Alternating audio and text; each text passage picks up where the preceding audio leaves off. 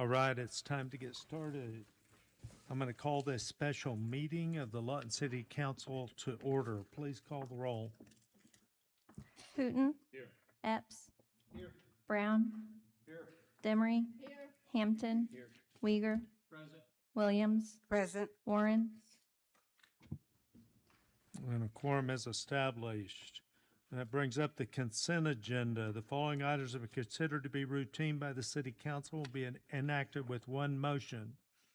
Should discussion be desired on an item, that item will be removed from the consent agenda prior to action and considered separately. Council, do you have something you want to pull here?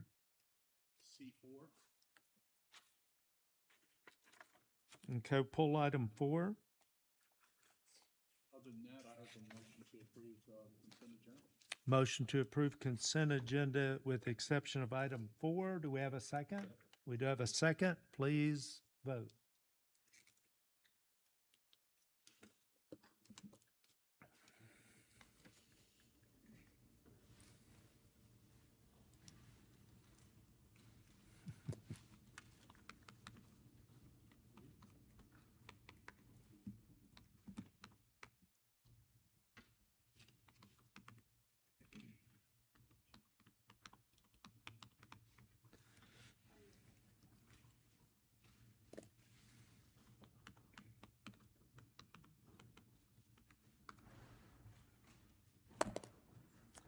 Okay, and the motion carries 7-0. Bringing up item 4, consider determining the actual cost of the dismantling and removal of dilapidated buildings and other expenses that may be necessary in conjunction with the same by approving invoices for demolition of properties as required by Oklahoma State Statute Title 11-22-112.4 for properties located at 1410 Southwest Park Avenue, 1618 Southwest New York Avenue, 1903 Southwest Monroe Avenue, 906 Southwest Jefferson Avenue, and 3115 Northwest Kenyon Avenue. John.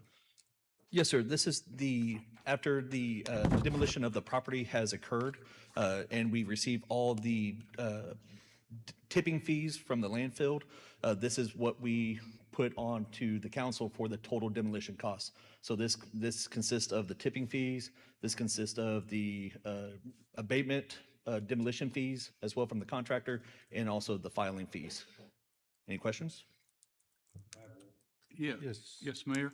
Mr. Jarnigan, the question that I have is why is there such a variance in these tipping fees? So it depends on what the material is. So if a house is made out of bricks, that's going to be more on the contractor fees because of how much it's going to be, if it's made out of bricks and heavier materials, the tipping fees, because it's weighed in at the landfill, that costs more as well on that. And then also the time for demolition of a brick house as well takes more time than, say, of a wooden structure. Okay. So it does take more time and effort for those. That's why there's a fluctuation of different Well, I seen fees. such a variance there for like the house on New York was 48 and the others, the highest one you had was Kenyon was 25. And I'm like, $2,000 more? That was a brick home. That's exactly why. Okay. Yes, sir. Okay. Thank you so much. Yes, sir. Do we have any other questions? Yes, Mr. Brown. As you went through the list of the fees, I didn't hear the capping of utilities. Is that included? That's also included in it. Yes, sir. So thank you, Mr. Brown. Okay. That is also included in the final fees as well.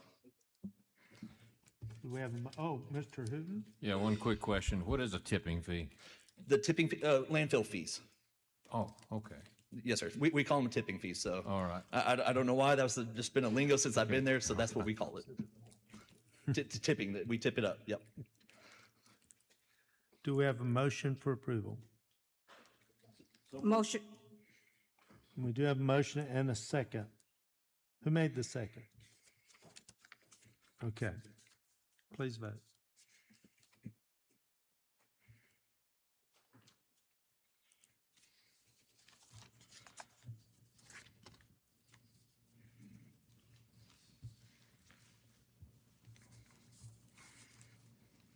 Carry 7-0.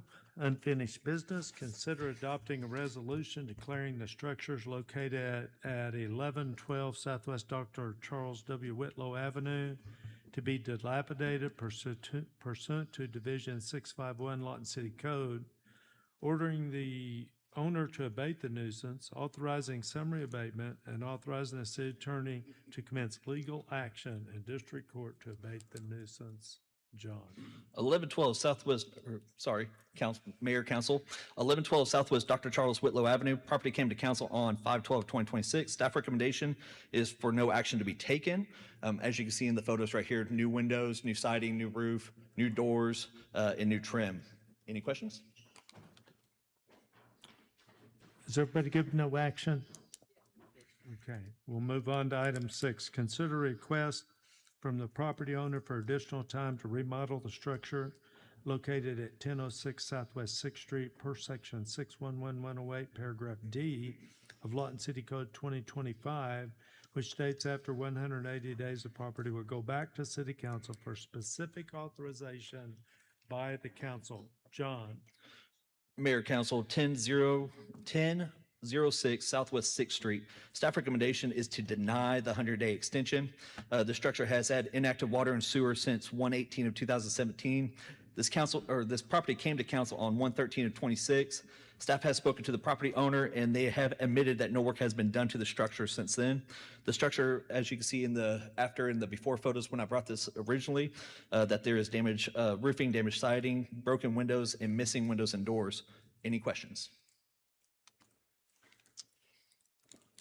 Okay, so what the recommendation is to deny the extension of time. Yes, sir.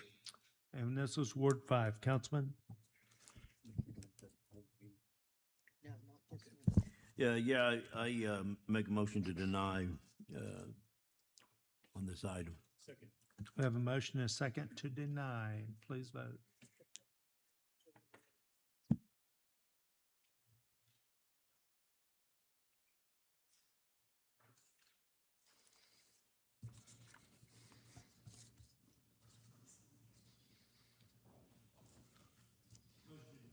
Motion to deny carries 7-0, bringing up item 7. Consider holding a public hearing and adopting a resolution declaring the structure and all secondary structures on the property located at 906 Southwest 17th Street, 1501 Southwest Pennsylvania Avenue, 1602 Southwest A Avenue secondary structure, 1903 Southwest F Avenue, 2312 Southwest H Avenue, 2507 Southwest C Avenue, 2747 Southwest G Avenue secondary structure, 3303 Northwest Cache Road, 3401 Northwest Oak Avenue, 3403 Northwest Oak Avenue, to be dilapidated pursuant to Division 651 Lawton City Code, ordering the owner to abate the nuisance, authorizing summary abatement, and authorizing the city attorney to commence legal action in district court to abate the nuisance.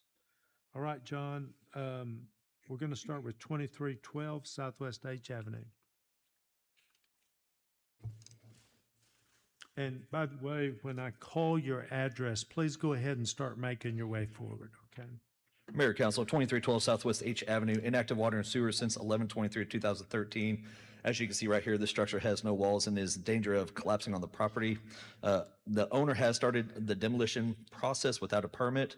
We posted on the property in accordance with state statute on 7/1 of 2026, and as of this morning, no permits have been filed. Any questions?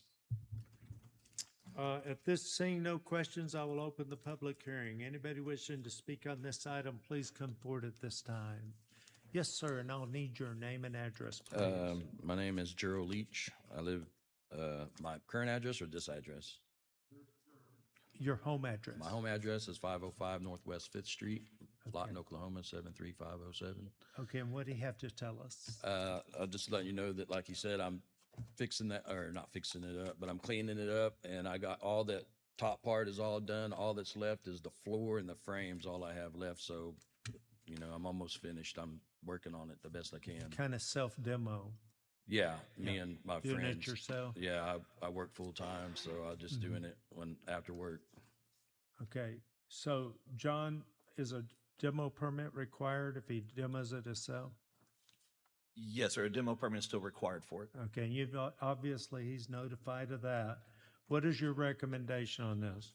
Staff recommendation is still to put this on the D&D until this is either brought up to code or it is demoed. Okay, and so since he's demoing it, he'll need to come in, get the demo permit, and then complete it in what amount of time? So he has 30 business days to pull or 30 business days to pull the permit. But he has to make sure that he has his clearances from the utility companies. And then as soon as we issued it, he can tear it down. Okay. Okay, is there anybody else want to speak on this item? On this item? Are you talking on 2312 Southwest H Avenue? Hey, you said, All right. something about utilities or whatever. I haven't had any utilities there for so long, so I would, I still have to call them or Okay, anything? that's all part of the permit process. We're going to let you deal with John on that. No, I talked. I'm going to you close afterwards. the public hearing. Councilman? Yes, Mayor, I went by here and the only thing that's there now is the floor. But I moved to approve a resolution declaring this structure on this property a dilapidated public nuisance and authorize the abatement thereof as set forth in the resolution. Second. Have a motion and a second. Please vote.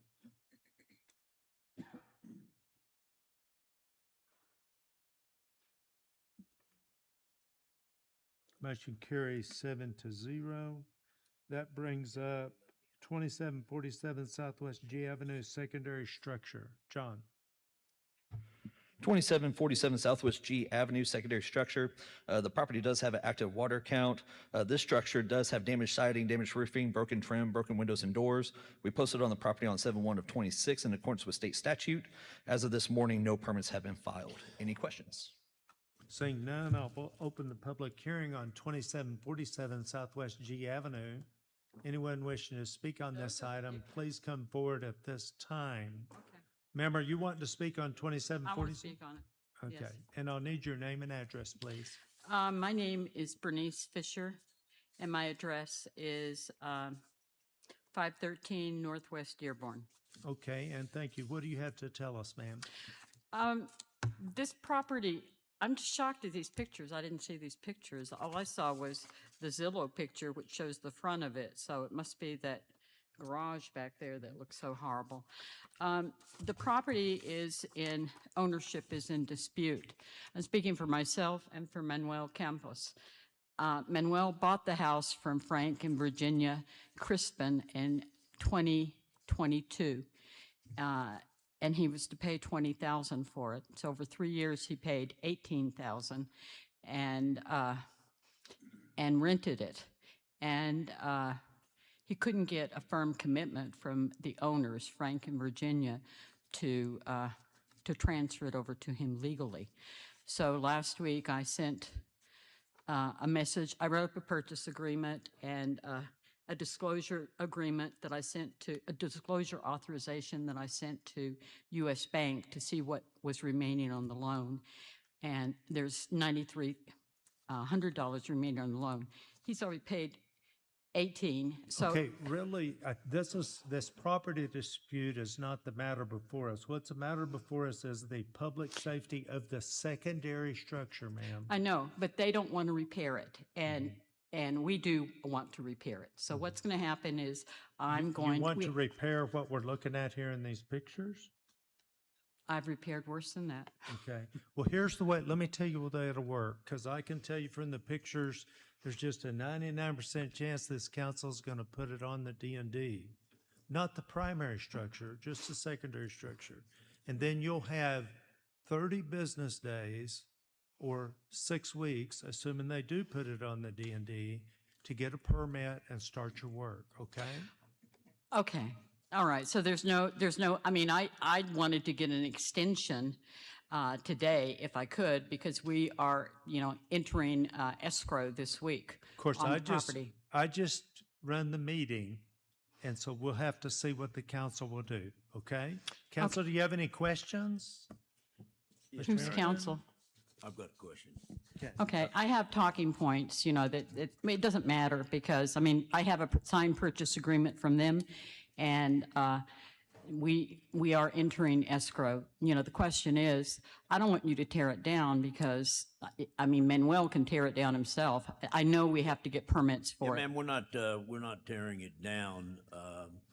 In this procedure, you'll have, what is it, 45 business days, about 30 days to get a 30 permit. business days, 45 calendar days roughly. 30 business days, 45 calendar days to pull a permit to fix this secondary. And how long to, once I get the permit, how long to fix it? John, can you explain that to her, please? Absolutely. So when a permit is filed for the D&D process, you get 2 90-day permits. So it equals out to be 6 months. Okay. Okay. And all you have to do is show John that you're working on it. John? Yes. Oh, I guess I need your And card, you're, John. if you're making improvements on it, you plan on doing something with this very quickly, right, Manuel? Yeah, yeah. Yeah, he'll just go on. He could have fixed it before if we had, Yeah, you know, yeah, clear well, ownership. This meeting is not to tear it down as much as it is at this point right now for you to get a permit and fix it. Yeah. Do you follow me? That's Yeah, what no, we're looking at. I know the process. And you're going to get a permit and fix this fairly quickly, right? Uh-huh. Yeah. Well, And you so- just need to so- show John that, okay? But we don't want to get the permit until we close escrow because, you know, I don't want to pay for stuff. I don't want them to back out of escrow. And we've already made the repairs. Yeah, so you're supposed to sell this house pretty quickly, right? Or buy this, get all that. You're supposed to get this taken care of fairly quickly. We do. I want to close it. I mean, it's a simple closers, $9,300. We're just going to pay it and, you know. Right, next but it week. should be within a week or so. So I'm sure Yeah. that you'll have that done. Okay. Yeah. So you'll be able to pull a permit and have adequate time to fix it. It doesn't look like a very big room anyways. Okay. And that was my question, Manny. You're planning on fixing this very quickly, Manny, once that paperwork is done, right? Yeah. Okay. Okay. Okay. So. Okay, I'm going to close the public hearing, Councilman. I need Yeah. your numbers. I move to go ahead and put the secondary. I approve a resolution declaring that the secondary building on this property dilapidated public nuisance and authorize abatement thereof as set forth in the resolution. We have a motion and a second. Please vote.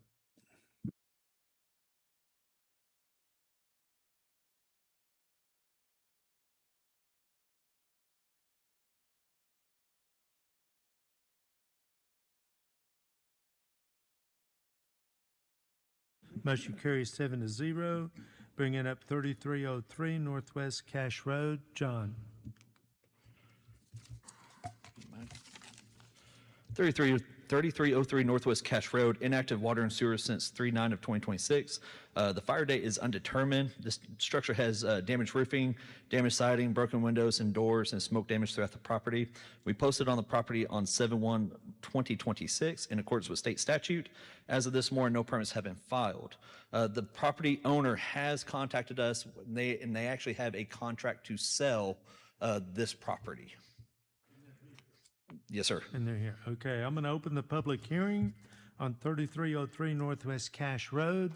Anyone wishing to speak on this item, please come forward. Yes, sir, we'll need your name and address, please. Name is Rocky Taylor, and I live at 108 Northwest 15th. What do you Well, have to tell us? Yeah, I've already sold the property. We signed the contract tomorrow with Mr. Owens. And I've been keeping it mowed, weed eated, trash picked up, windows boarded up, and check it every day. But yeah, if we just get a little extension, the gentleman that bought the house has already come up with $12,800 something to tear it down. So that'll be done as soon as he buys it, I guess. So won't be up to me anymore. Okay, John, what's your recommendation? Staff recommendation is to table this until August 11th for the first meeting in August. Okay, does anyone else want to speak on this item? Any questions from the council? I'm going to close the public hearing. Councilman? Staff recommendation is to table. Okay, hit your mic for us. Okay. Move to table this matter to August, what day? 11th. 11th. Motion to table to August 11th. Is there a second? Second. We do have a second. Please vote.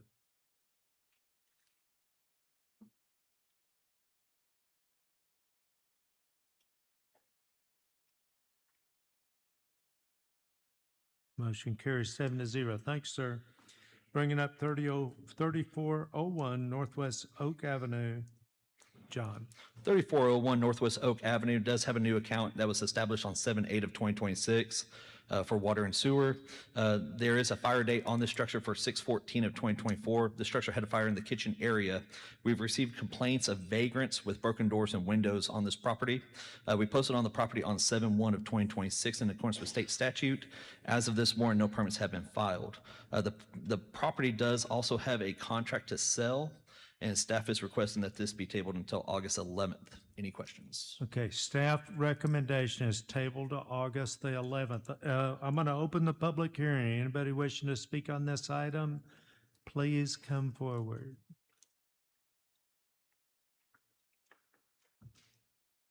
Yes, ma'am, and we need your name and address. I'm Pam Marian. My address is 18 Northwest Shelter Lake Drive. Okay. Thank you for members of City Council and members of City of Lawton. You know, I want to talk to you a little bit about this property. I bought this thing 2024, end of 2024. I was going to remodel for renter or for sale, but the corner behind my house, the corner of 3402 Cash Road, that big empty property, bank owns it, and they owns next door to my property. They approached me if they was working on some big project for the big, complex. So we had under contract for several months, and it didn't work it out. So I thought I was going to remodel, but since then, it wasn't that bad condition when I bought this house. But since several months it was empty, people have been breaking in and damaging more. I tried to prevent it from the, boarded up and all that stuff, but it's kind of constant problem. So I was going to remodel, but then it wasn't going to work just with my property, because next door to my property, 3403, is also vacant. It was, all boarded up. So I approached the bank, tried to, let's sell this together, because you got to remodel together. Otherwise, it's going to be attracting people to break in. So I finally talked to them into selling, and I found a buyer to buy both of them. Investor is buying it. We've been had under contract since 1st of June, 11th of June, and it's supposed to be closed end of the June, but it was taking a little bit, long. I already talked to the bank. Everything is going okay. So it should be going to closing before end of this month. So I just, I think it need to be, let us remodel and then have a good family living in it. I don't think it's good to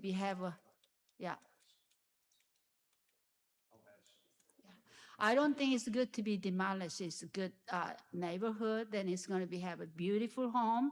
So just let us extend it and have them buy this and remodel and live good families living in and pay the good taxes. Okay, and the staff recommendation is to table this to August 11th. Is there anybody else that wants to come and speak? Councilman, do you have questions? Yeah, I do have one. You have a sale for both houses. Didn't turn red. You have a sale for both houses. Yes. And will the 11th of August be enough time to get it closed and the new owners to pull a permit? Yes. For now, yes, it should be. Okay. Okay, I'm going to close the public hearing. Councilman? Yeah, I recommend that we table this, but I'm going to recommend we table it to our next meeting in September 9/08 to ensure that it gets done.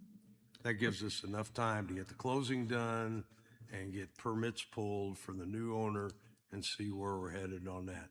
One thing, John, I didn't understand, are the utilities on this house and the other house? I- This one only. Yes. 3401, I turn the water on, utility on. You could be turn it on that. Okay. Yes. This is, they owns the 34 Oak. Okay, so for this one, that would be my recommendation. Okay, motion to table to September 8th, 8th, what was it? September 8th. September 8th. Second? Would you have a second? Please vote. Hopefully yours get too. Thank you so much. Thank you. Motion carries 7-0, bringing up 3403 Northwest Oak Avenue. John? 3403 Northwest Oak Avenue, inactive water and sewer since 7/13 of 2018. This structure has damaged roofing, damaged trim, broken windows, and a door. We have received complaints of vagrants on this property as well. We posted on the property on 7/1 of 2026 in accordance with state statute. As of this morning, no permits have been filed. The property does have a contract to sell, and staff is requesting this to be tabled until August 11th. Any questions?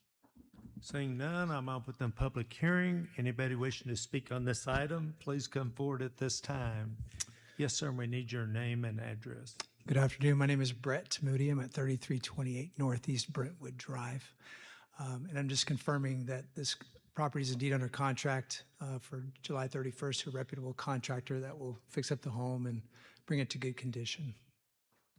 Councilman, do you have questions? Yeah, I'll have the same question for you. Can you have this completed by August 11th, or do you need the 8th of September? That would be nice to do the same plan as the aforementioned property. Okay, that's what I thought. Thank you. I'm going to close the public hearing. Councilman?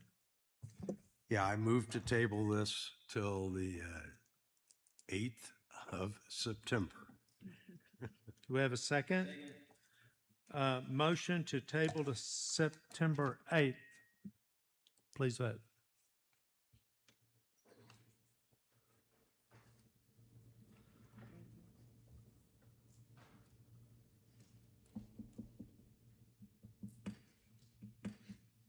Motion carries 7-0. Of the houses remaining, is there anybody here to speak on the houses remaining?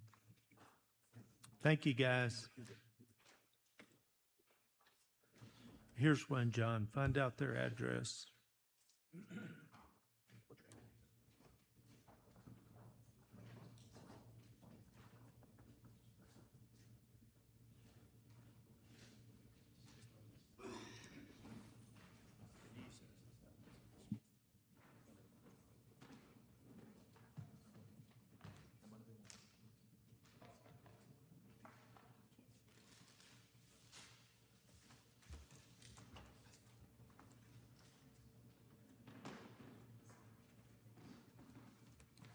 Mr. Mayor, we have 1501 Southwest Pennsylvania. So that brings up 1501 Southwest Pennsylvania Avenue, John. 1501 Southwest Pennsylvania Avenue, inactive water and sewer since 12/10 of 2025. It does have a fire date, or the first fire date, as of 12/30/2025. This structure, as you can see, has fire damage throughout the structure, damaged roofing, damaged siding, damaged trim, broken windows and doors, calls of vagrancy on this structure. We posted on the property on 6/1 of 2026 in accordance with state statute. As of this morning, no permits have been filed. Any questions? Seeing none, I'm going to open the public hearing. Anybody wishing to speak on 1501 Southwest Pennsylvania Avenue, please come forward at this time. Yes, ma'am, hi. and we'll need your name and address, please. Yes, my name is Nina Robinson, and I resided there. My mother-in-law actually owned the house, owns it still, and it was passed to my husband, who passed away a year ago, and it's never been through probate. I asked the VA to help me with this matter because I have no clue what goes on, or what happens, or whatever. The insurance on it wasn't as my husband thought it was supposed to be, and so it's taken longer. And also the fact, also the fact that it hasn't been through probate the first time is leading them into a little red tape. And I contacted them today again about it because they were supposed to help me replace the trailer. and I didn't know I could have water turned on there because there is no blinds. Vagrants have gone in there and cut all the wires out and all the lines out. And so if I turned the water on, it would like be going nowhere. So Ma'am, have you filed the probate on this? the VA has got with his sisters to find out what they want to do on it. And as I understand, my husband's sisters are like not giving them answers.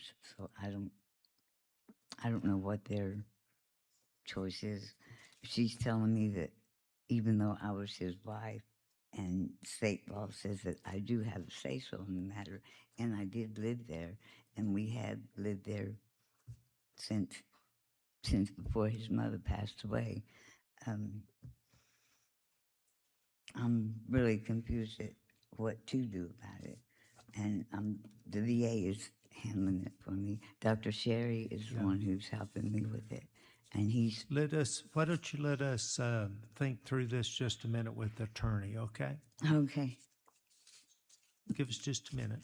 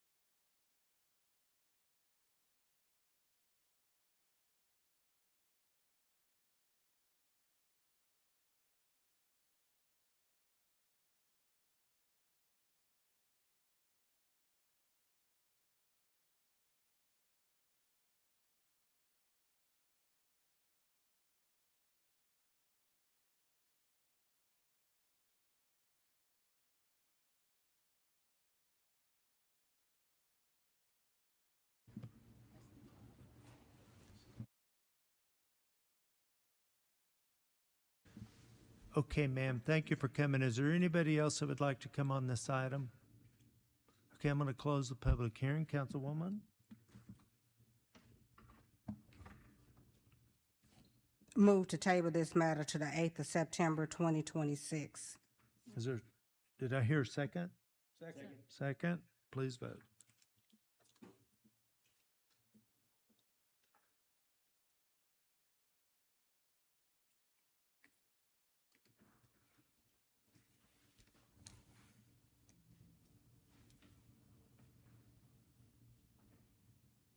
Motion carries 7-0. Bringing up 906 Southwest 17th Street. John?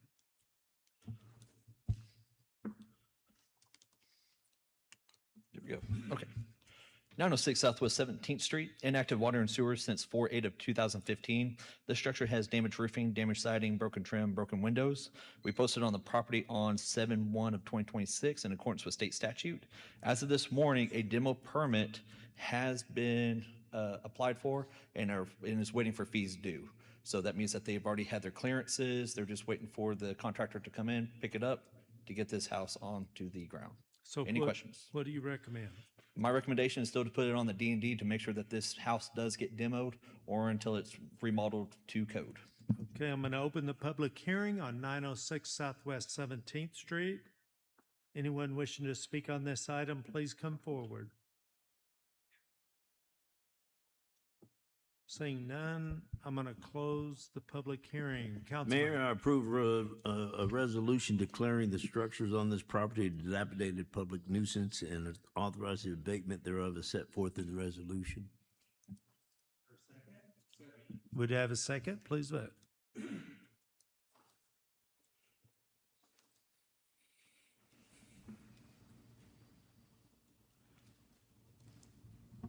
Motion carries 7-0, bringing up 1602 Southwest A Avenue, secondary structure.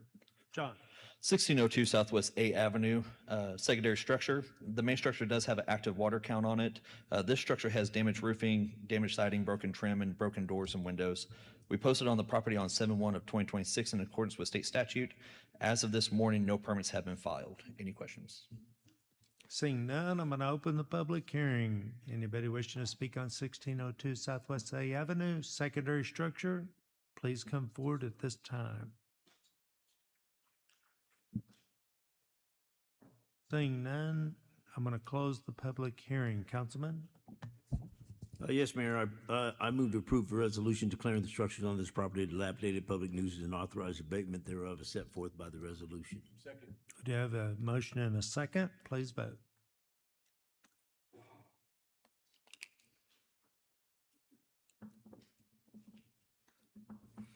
Motion carries 7-0, bringing up 1903 Southwest F Avenue. John? 1903 Southwest F Avenue, inactive water and sewer since 1/11 of 2024. This structure has damaged roofing, damaged siding, damaged trim. We posted on the property on 7/1 of 2026 in accordance with state statute. As of this morning, a demo permit has been filed for and is waiting clearances. Staff recommendation is still to put this on the D&D. Any questions? Seeing none, I'll open the public hearing on 1903 Southwest F Avenue. Anyone wishing to speak on this item, please come forward.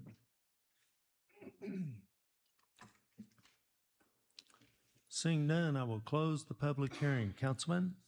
Yes, Mayor, I move to approve resolution declaring the structures on this property a dilapidated public nuisance and authorize the abatement thereof as set forth in the resolution.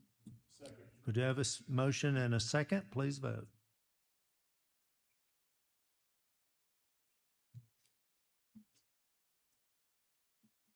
Motion carries 7-0, bringing up 2507 Southwest C Avenue.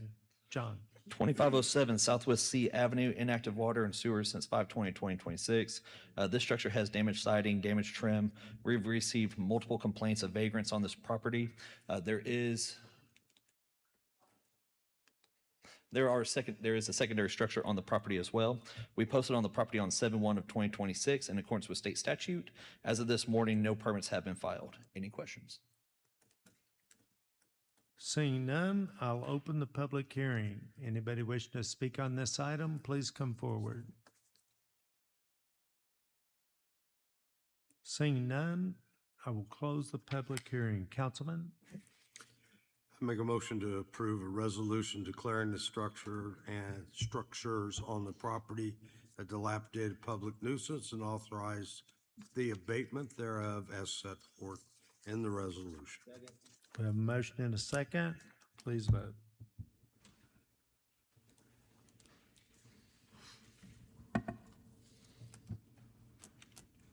Motion carries 7-0. Before we close this item out, can you guys tell me how many D&Ds we have in the pipeline? I can get that information to you, sir. As off the top of my head, I do not have that information Do for you you. have a guess off the top of your head? If I'm not mistaken, we have about 24 right now that we are working on with the legal system. Okay, here's my concern. I'm seeing a lot of tall grass around, a lot. I don't want these D&Ds standing in the way of getting that grass mowed. Yes, sir. Now, is it causing you a problem? What is the problem then with all the tall grass I'm seeing?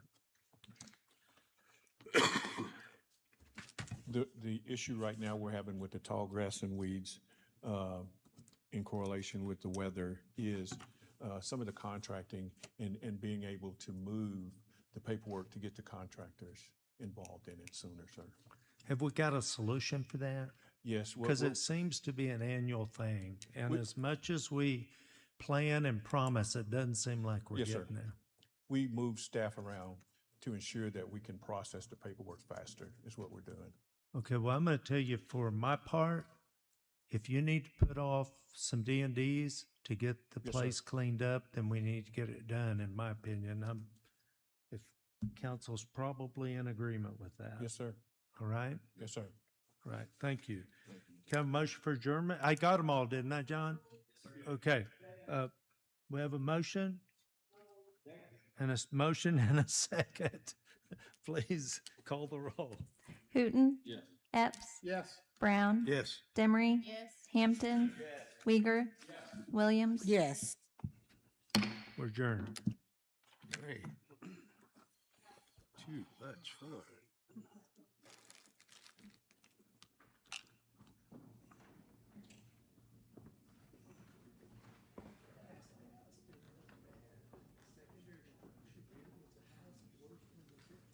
That house is terrible. That needs to come down. And, you know the new duplexes that have been built over on that street? It's right across the street from it. They've never done anything with it. It needs to go down. Because nobody's taken ownership of it, for one. Yeah. And so it's been off, and I don't know how many times cops have been out there. A bunch. So I've been watching that house since I started this job.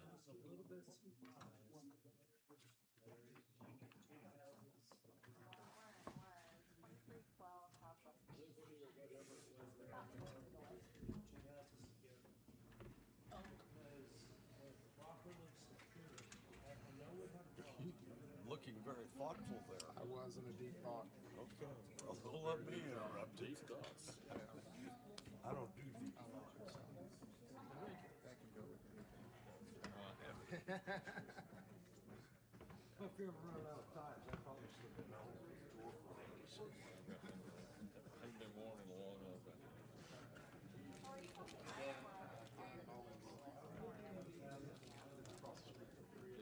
Excuse me, gentlemen. We've been there about 6 months or so. Calls again. A couple of times. I don't think I've ever got a couple of times. I said, sure, I'd love to. I'll take some time. How long ago was it? How long ago?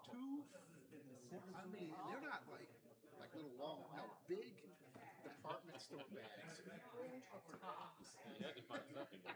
Oh, I took them all. Yeah, I took them all. Yeah. Yeah, he's a good guy. Quite a history, but a good guy.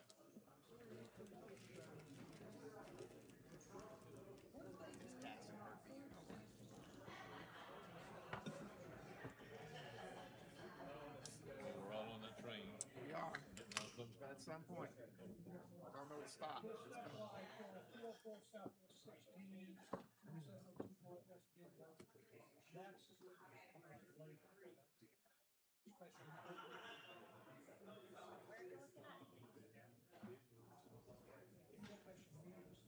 No, they did all that first. So, yeah, your consent agenda all got approved.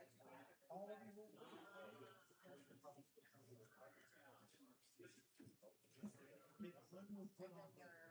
number 5.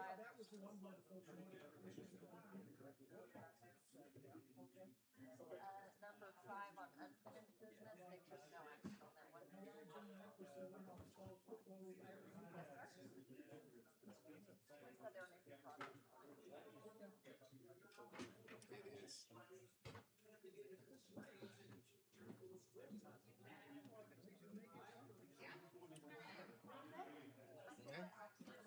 God willing, we'll see what happens.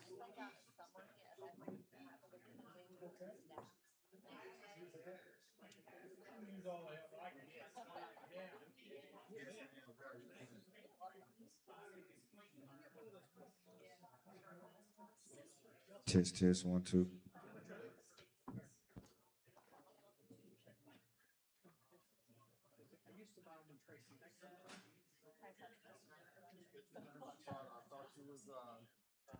I thought you were gonna spit something.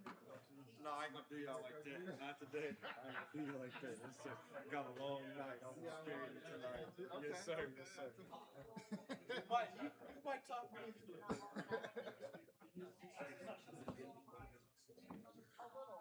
Good.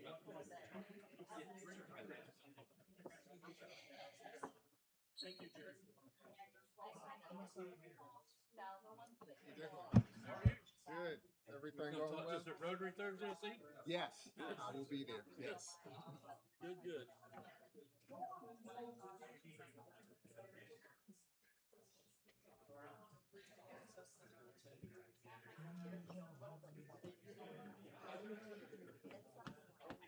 Yeah.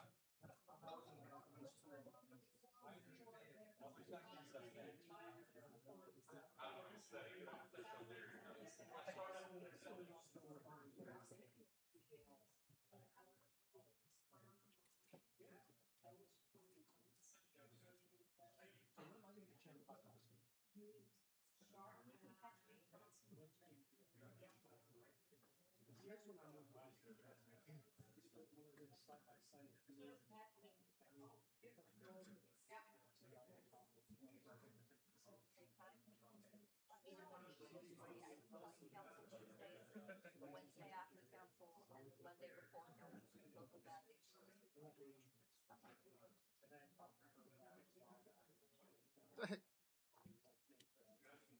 Everything good? We do what we can. In reference to our, she's fresh. She needs to be up here probably. I don't, I don't know. She has a voice. Probably she could be on one of these commissions. Maybe she can. I think she can at some point. Yeah. Yeah, I'm just throwing a solution out there to you, Councilman. Yeah. So yeah, she has a good voice, but that's all I'm saying. We just know that hey, we don't play deaf ears to it. We're gonna correct as soon as we see it, sir. Yeah. Yeah. You get what I mean? Okay. All right. Thank you, sir.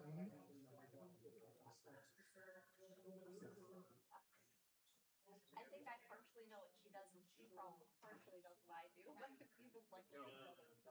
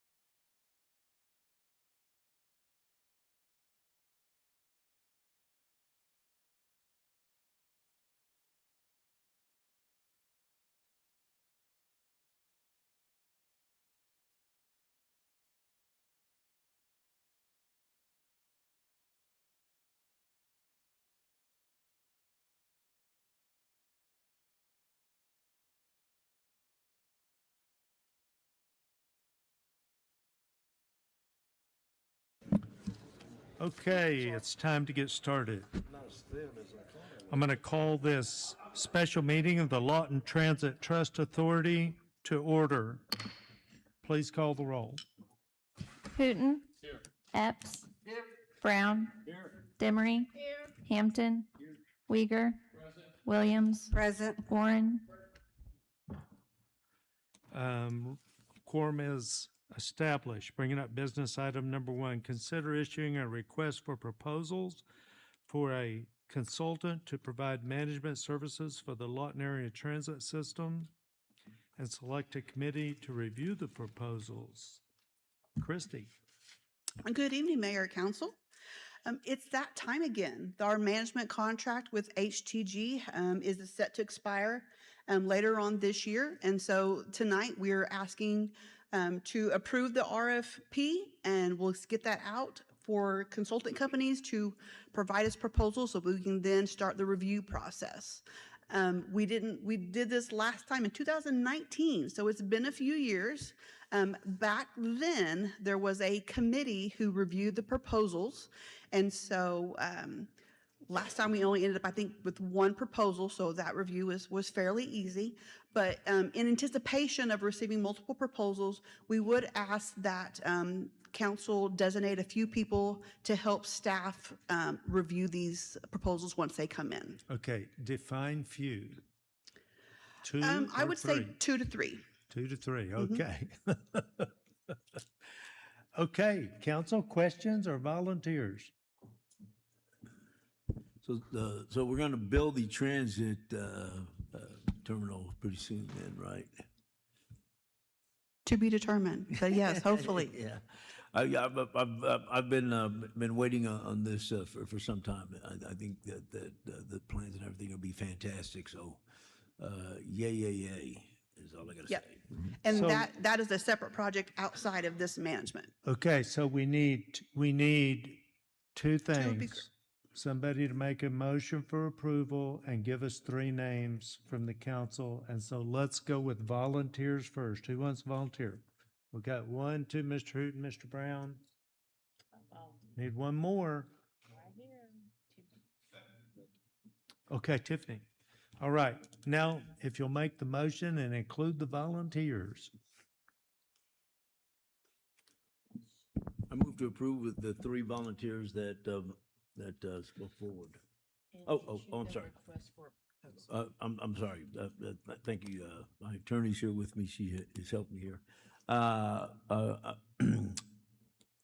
make a motion to approve that we issue a request for proposal for consultation to provide management services for Lawton Transit area, along with the 3 committee members for selection. Hooten, Brown, and Demery. Is there a second? Would you have a second? Please vote.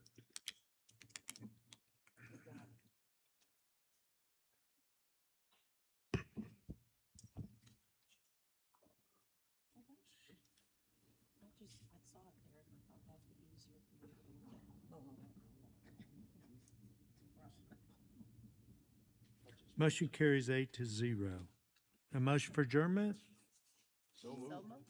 Have a motion, it had several motions. And we do have a second. Please call the roll. Hooten. Yes. Epps. Yes. Brown. Yes. Demery. Hampton. Uyghur. Yes. Williams. Yes. Warren. Transit Trust is adjourned.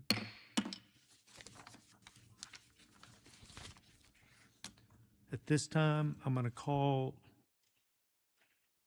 it says special meeting agenda, but it's regular meeting. This is, there's a regular meeting agenda. Flip through. Oh, mine doesn't say that. Here. Oh. Okay, I'm going to call this regularly scheduled meeting of the Lawton City Council to order. The agenda says special meeting, if that matters. Please stand for the invocation by Pastor Terry Marsh of Carriage Hills Christian Church and remain standing for the Pledge of Allegiance. Pastor.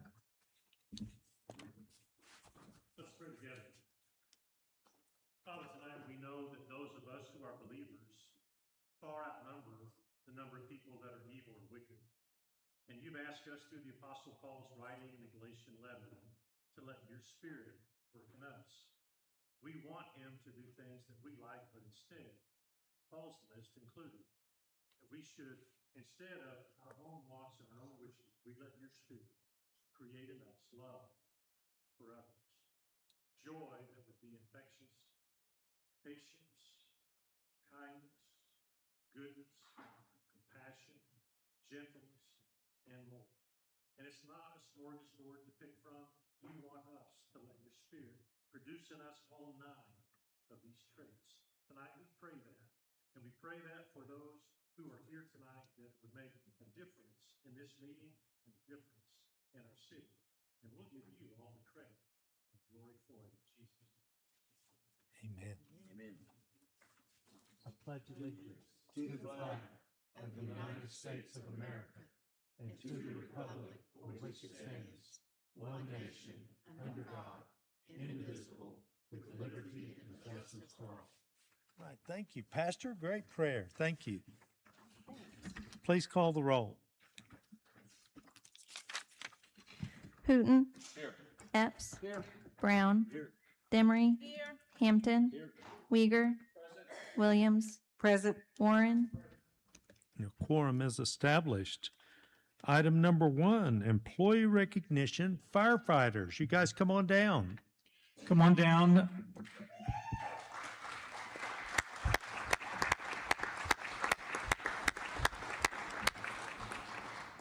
We appreciate everybody joining us tonight.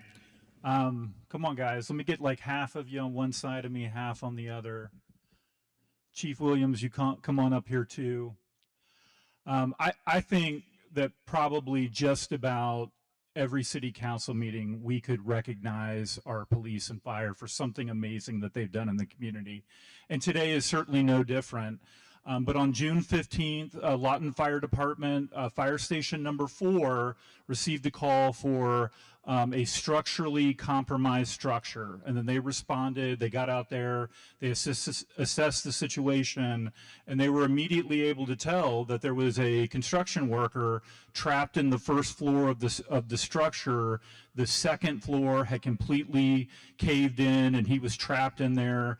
So then they had to bring in the technical rescue team from Station 5 who were able to stabilize the building, and then Station 4 firefighters were able to extract the individual, stabilize him. He was air evac'd to Oklahoma City, and he's expected to make a full recovery. You know, you hear a lot about that our police and fire make, their decisions that they make are life and death. Oh, come on down, guys. Come on down. Don't be shy. And so never was it more evident when they responded to this call. So Chief, will you grab the folder and start distributing the certificates? And let's give our firefighters a round of applause.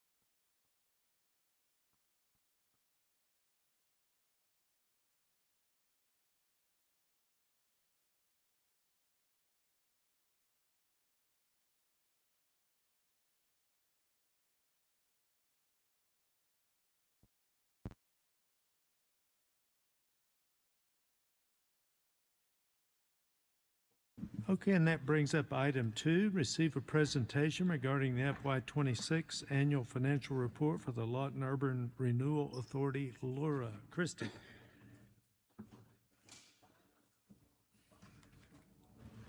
Good evening once again. We are required by state statute for an annual financial report from LURA before the end of the month, and so we are here today to provide that presentation. I have John Seville from the Finance Department to give you the numbers. Right, John.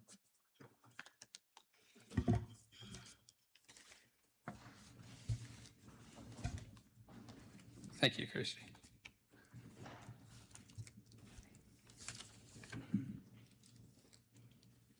You all should have the 2026 financial in your packet. Not a great deal of activity through the fiscal year on that. The entire assets on the balance sheet are cash and a couple of properties that are owned in South Lawton. So the cash account holds $999.91 in it as of June 30th. The sweep account, which is where the bulk of the money is kept, and it's slid over whenever checks are written.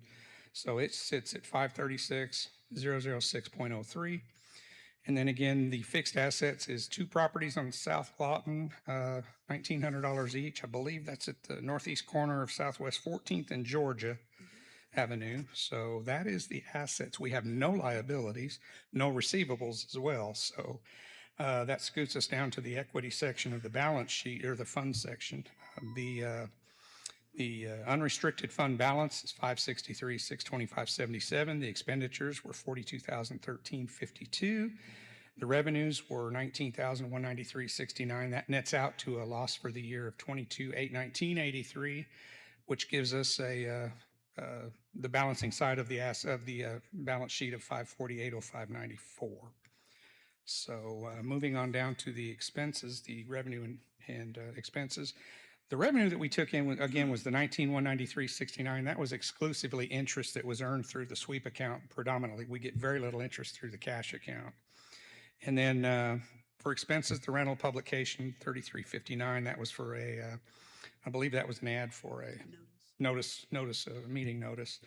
The $34,376.12 is predominantly made up of 2 numbers. $4,100 we paid to the CPA for the audit of fiscal year 25, and then we had $30,276.12 paid to Garver LLC, and that was for a series of blight studies. I'm sorry, I get LMPO and LURA mixed up sometimes, but we had several blight studies throughout the year that we paid. And then $800 was contracted mowing. The $54,3250 was simply just legal expenses for LURA through the year. And then the bank service charges $1371.31, and that's just the sweep fees and the reg fees. So that totaled expenses of $42,013.52, and again, our net loss for the year of $22,819.83. The loss is largely because of the payment to the CPA for the audit and the Garver blight studies against an income of just under $20,000. So, subject to your questions, that is the report. Council, do you have questions? This doesn't say anything about approve on here, so we're just to receive it? Okay, no action needed. All right, thank you for coming. That brings up our reports by the mayor, city council, and city manager, and we're going to start with our partners at Fort Sill. And before you start, Sergeant Major, I want to tell you I had a great time at the Freedom Festival. It was fun being out there on the military base that's all about freedom, and having lots of soldier families as we had fun and celebrated. And I was so close to fireworks, I could feel the heat off of them. So I want to say thank you to our Fort Sill partners, Colonel. Thank you so much for partnering with the city of Lawton. I look forward to doing that again. It really made it special to me. And with that, I'll hand it to the Sergeant Major. Thank you, Mr. Mayor, City Council, citizens. First, I'd like to, I know the firefighters they probably had to go work. But But I want to say congratulations to them on the employee recognition. They are truly everyday heroes. They do not get thanked enough. That's definitely true. Mr. Mayor, as you said, this is our first time together since Freedom Fest.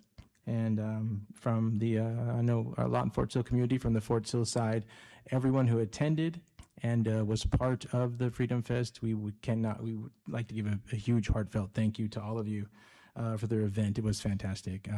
It was very professional. Everyone that attended was professional. There was no safety incidents.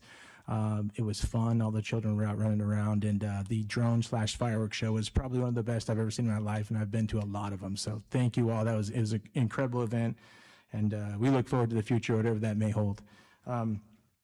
Another thing here so this is a lot of transition on the installation with commands. We've had three. We'll have another brigade changing out here shortly. 4 new brigade commanders, and they've said they've been welcomed to the community. So thank you for that as well. The colonels here come here and they already feel at home immediately from everyone.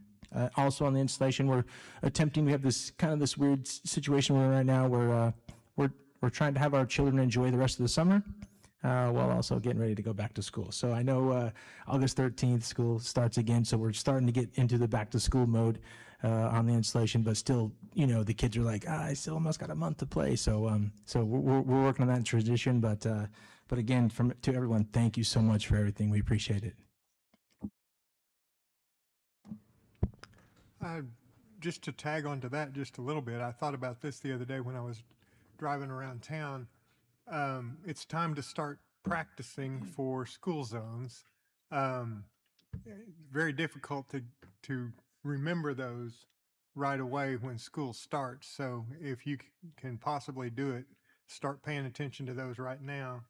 And I will say one thing about the farmers market.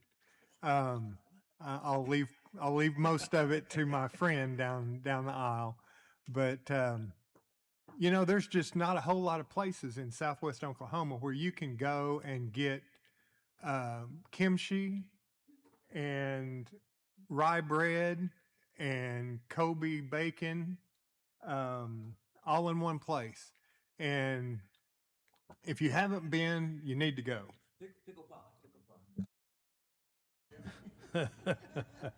Ms. Williams. I just like to say I'm thankful for Enrichment Department for keeping our neighborhoods safe and clean. Also, I just want to remind anyone it's against the law to tamper with campaign signs. That means to steal or remove them.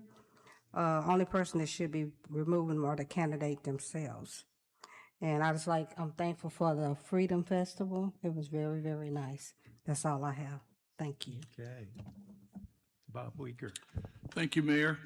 Council, I hope you all had a great 4th of July. It was wonderful going to the Freedom Fest out there at Fort Sill. Thank you again for hosting that. It was just absolutely fantastic. School's starting up, exciting. Well, I had to go out for a drive the other day with the wife, and we purposely began driving down the new streets that have been resurfaced. And it was so nice going down Lee Boulevard. I almost went all the way around and came back again because I missed the roller coaster. But a big thanks to all of our workers, the construction contractors that have done that. Again, to all of them that have been working on these streets, looking at the list of completion. Thank you. Great job. Thank you. And Mr. Hampton. The reason I brought up that pickle pie was because Randy makes a pickle pie. I don't know if you ever had pickle pie before. And it's actually sweet, believe it or not. Hit him up on it sometime. But they had the Pickle Festival, and usually he brings that for the Pickle Festival. They had the Pickle Festival this weekend. I didn't get to make it. My anniversary was this weekend. My wife had me go out of town with her. But the week before, you should have saw the fresh vegetables that were there, and we picked up some potatoes and fresh kale and fresh greens. If you don't get the chance to do that, I was talking to a lady this morning about my mother. She has her own garden. Her whole yard is a garden, and she was telling me my mother's over 90. I'm not going to tell you how much, but she's over 90, and she said, but that's because she eats organic foods. And I think that all of us ought to go out and try to partake in some of that, be healthy, and you get to meet a lot of people there when you go.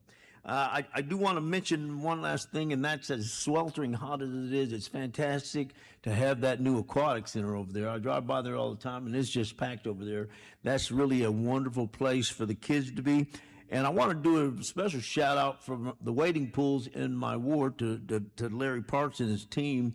They've got those things going, and those things are amazingly very, very productive, giving young babies and whatnot the opportunity to go out and be cool.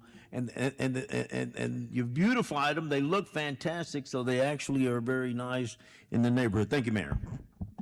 And Ms. Demery. Thank you. Good evening, everyone. I just want to congratulate the firefighters for receiving their certificates, and also the Fire Department Citizens Academy is coming up. Those dates are September the 3rd through October the 22nd. So they're only accepting 15 applicants. So if you want to really see what they do and how they do it and how it impacts the community, I encourage you to sign up. I did. Thank you. All right, Mr. Brown.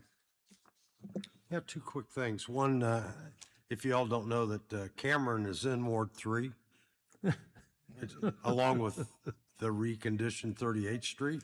Ooh. So I'm glad you drove by Ward 3.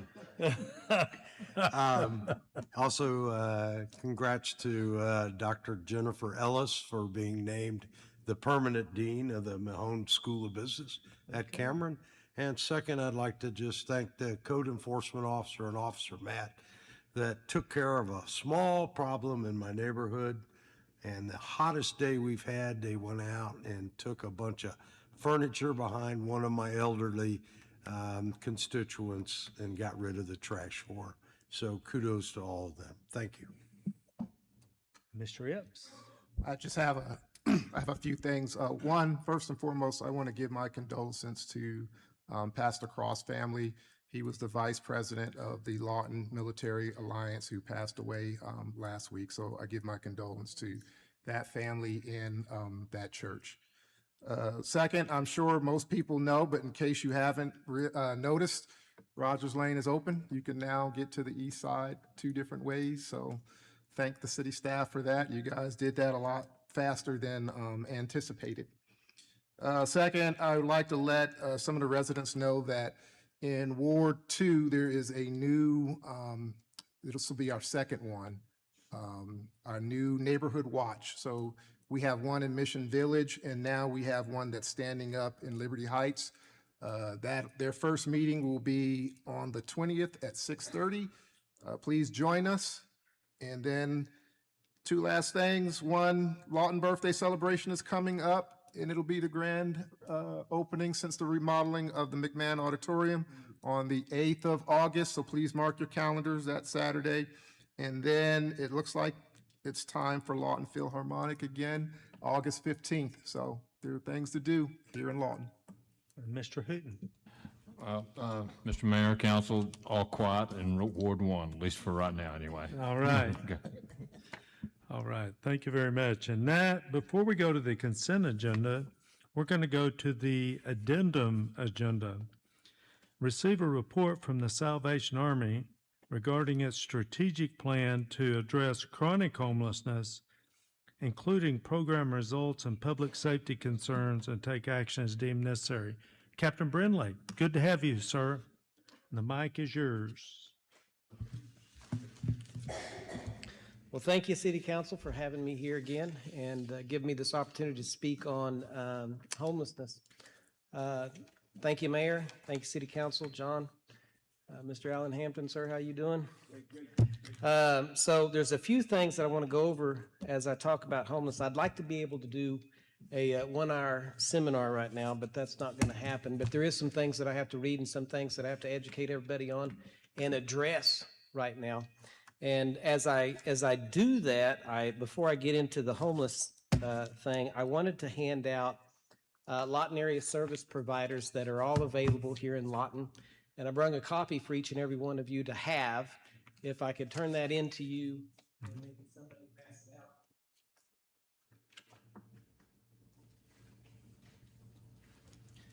As that's being passed out, a lot of people don't know about this. A lot of the homeless people do in our community, because this is a resource referral sheet is what this is. It's 4 pages of all the churches, all the agencies, everybody that works with homelessness, poverty, children's, family, and helps people in Lawton put their lives back together. There's a lot of agencies in this. And so just for everybody else to hear a brief description about this, there's clothing agencies that help with clothing. There's 6. Drug and alcohol treatment recovery programs that address those recovery and also referrals outside of this town even, there's 6.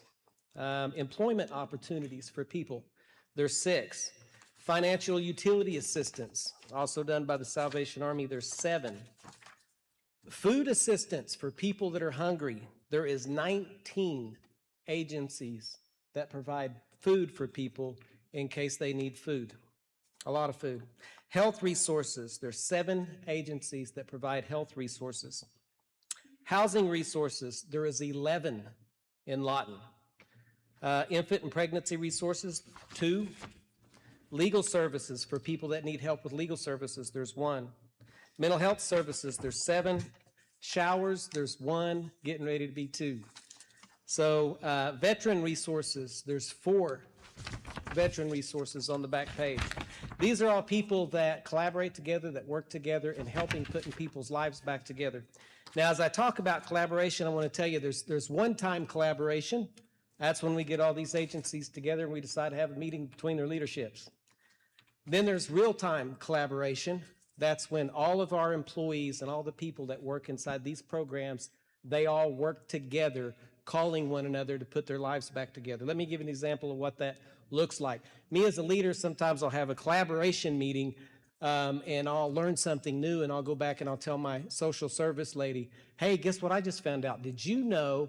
And she'll raise her eyes at me and she'll like, Brian, please, come on, you're gonna have to catch up. We've already known that, because they collaborate together every single day. That's resources that are made available in the city of Lawton. Now, I want to say to this, almost a year or 2 years ago, it'd be 2 years in November, the Salvation Army came and actually declared war on chronic homelessness in the city of Lawton. At the same time, I was shutting down a shelter. Matter of fact, some of you were concerned about how are you going to shut down a shelter and still affect chronic homelessness. I said, hey, we had a way in which to do that. At that time, they were enforcing the anti-camping bill in the state of Oklahoma. We took advantage of that, and there was encampments.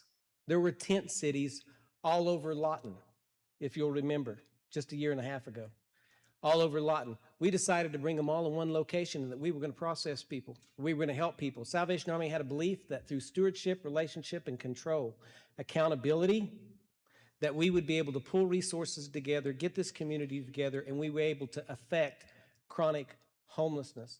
That was done not by one agency, not by one person, but by churches, by pastors, community partners. Many of you were involved in it.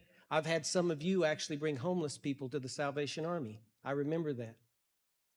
We impacted chronic homeless in a community effort way that has never been done anywhere else. I know we see a lot of problems, but one thing that we're going to have to admit, we affected chronic homelessness. Many of you in your wards enjoy less crime, less homelessness, less shopping carts because of the work the entire community come together and did. All of us were involved in that, and we're going to continue to do so. So at that time, the city council did something courageous. It took a chance, along with the Salvation Army and many others, and it did something completely and totally out of the box.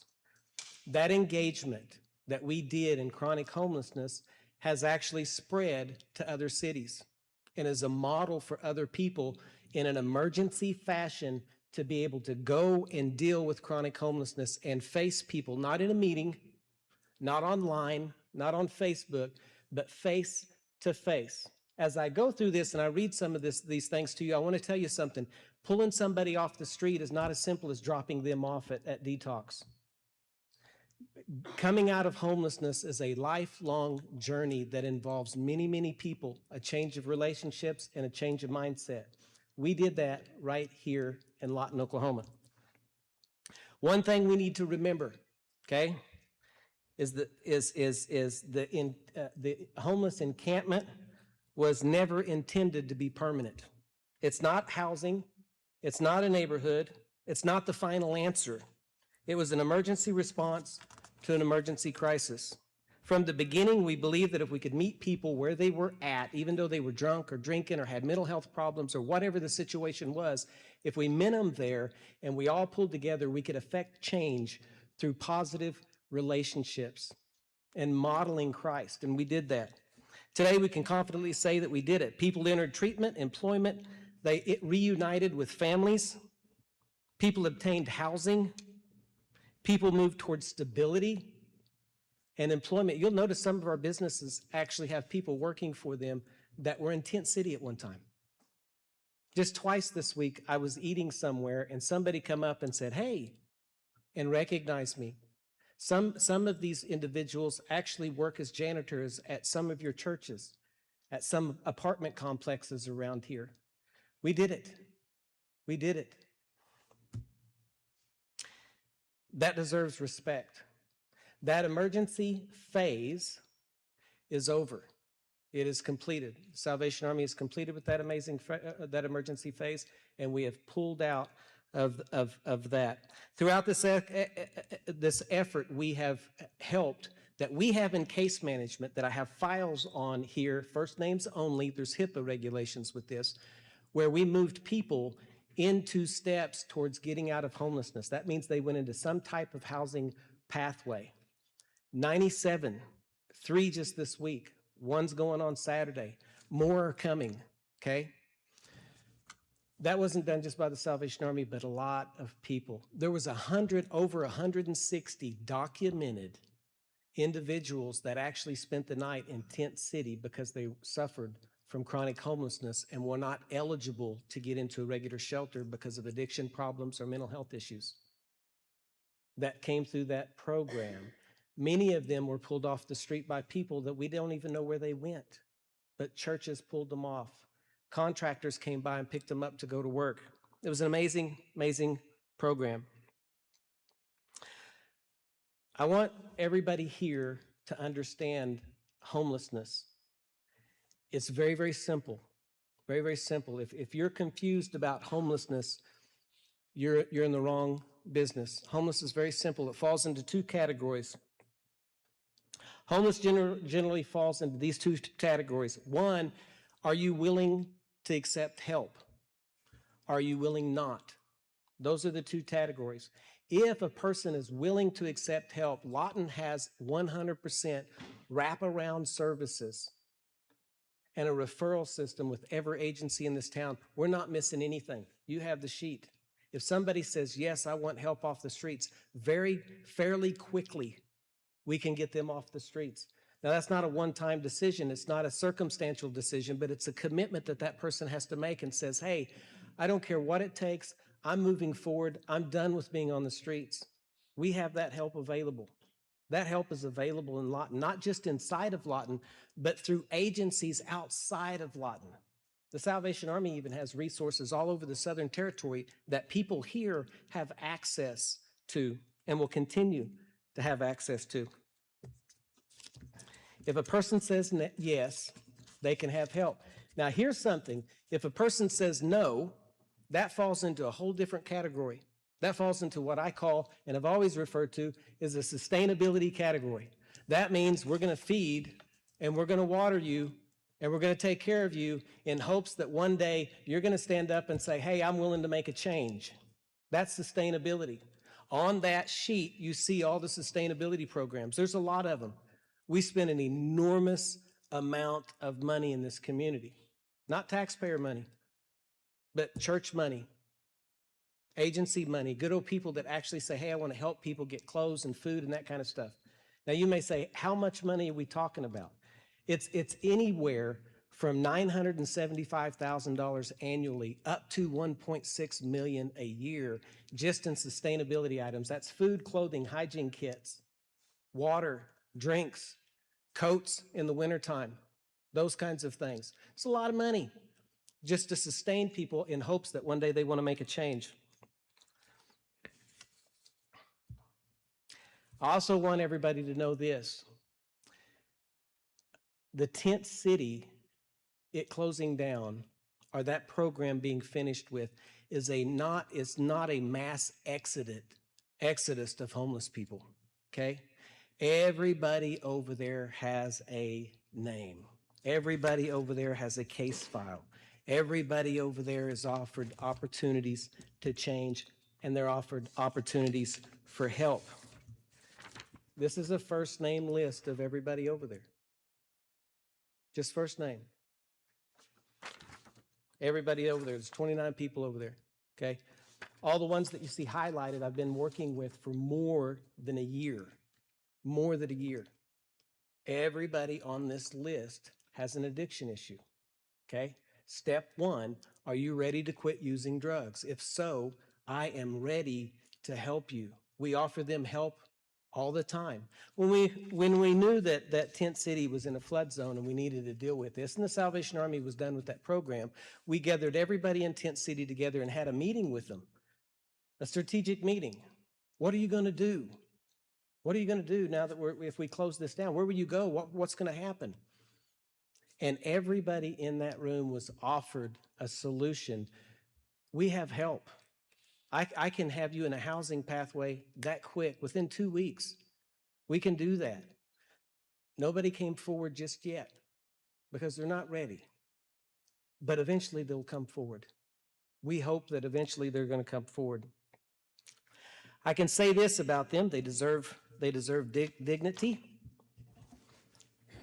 There's something that actually deeply concerns me. The people experiencing homelessness in our community are often exploited. They're exploited by drug dealers. They're exploited by unhealthy individuals, sometimes people seeking attention, and sometimes by those who are more interested in telling someone's stories than helping write a better ending. Having a meeting does not change people's lives. You're going to have face-to-face engagement. The people that are homeless, they're not people that are supposed to be used for props. They're not political talking points. They're not social media content. They're human beings. Okay, they deserve dignity, they deserve respect, they deserve the opportunity to make their own choices and find a pathway out of their circumstance. I also want to say this, the people that have worked tirelessly to serve them deserve that same respect. The volunteers deserve respect. The churches deserve respect. All the case managers need to be respected. All the ones that gave referral services deserve to be respected. The police officers that have worked out there deserve to be respected. The city leaders that have helped with this initiative deserve respect. Businesses that offered a second chance to people thinking maybe it wouldn't work out, they deserve respect. The story of reducing homelessness is Lawton's story. It doesn't belong to one individual, one organization, nor does it belong to one viewpoint. We decreased Lawton, not by my ideal, but by everybody's, and it worked. For that, I want to say thank you to the City Council for helping. As I end this, I want to tell you what compassion looks like as we get ready to go to phase 2. Compassion looks like this. If we're not careful, we'll confuse criminal activity and homelessness. Those two are not the same. Listen, a homeless person can be a good person, even if they're an addict. A homeless person can help. They help us all the time. A homeless person can be respectful to other individuals, okay? A homeless person is not a violent offender. A homeless person is not a thief. A homeless person is not a drug dealer. A homeless person doesn't walk into your place of business and steal everything out of there. That's not a homeless person, that's a criminal, okay? Social services, we help homeless people. You can give salvation to somebody who wants it. That's it. The promises in the Bible are for those that say yes to Jesus. Those that say no, those promises don't belong to you. But all you got to do is say yes. That's homelessness. Criminal activity belongs to the police, not to agencies. When we get those confused in this town, homelessness becomes confusing. It makes our leaders confused. It makes our employees confused. It confuses our finances. It confuses cities all over the United States. Salvation Army for 150 years has been doing homelessness. William Booth and Catherine Booth, you know, back in 1891, Catherine, William Booth's wife, she wrote this sermon. It said, "Shame, compassion, and the dying love of Christ." She wrote that. She had this fear early on in the Salvation Army that if we just fed people all the time, we would forget to preach the truth of the gospel to them. She had this statement that she said, "Surely nobody ever cared for the poor, suffering humanity so much as Jesus Christ." I love that statement. Here's why. He fed people, he healed people, he comforted people. He did all of those things that we call sustainability. But he also called people to change. Real compassion. It provides food, clothing, shelter, case management, but it also tells the truth. It compels people towards recovery. It compels people towards responsibility. It compels people and holds them accountable and says, hey, you can have a better life. Shame on us if we offer people all kinds of resources, but it doesn't come with any type of accountability. That's not true love. That's not true ministry. We can do better than that. Phase 2, the Salvation Army moves towards bringing case management, truth, accountability, resource, referrals. We bring all that stuff into sustainability ministries. This is where on your sheet we get all the agencies together that are related to food, clothing, hygiene kits, water bottles, all that stuff that's related to sustainability. And we say, hey, listen, we're going to bring accountability and change into those ministries, and we're going to work together just like we did in Tent City. The same thing that we did there, we can also do with other things. People come to our church on Sunday. I feed them biscuits and gravy. I cook it out of my house every morning. Here's the situation. You're going to sit right here and listen to a devotion, and you'll get biscuits and gravy and eggs. There's no to-go plates. If you don't sit here and listen to that devotion, I'm not feeding you. That's accountability. That's true love, and it changes people's lives. In closing, I want to say this. Whatever this looks like with Tent City, we have a plan, okay?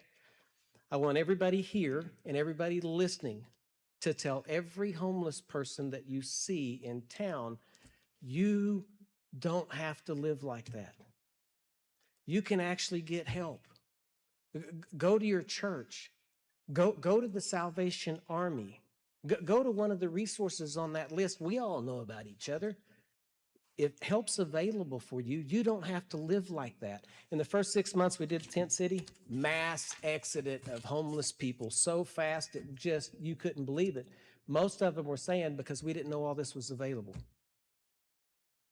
It's just crazy. We all had meetings about it. We forgot to tell the homeless people. You know, now it's the reverse. You probably didn't know anything about those resources. But now, all the homeless people know about those resources. That's something. In that, I close and I yield the floor. Yes. I've got a lot of questions, Captain. Okay. Been taking notes here.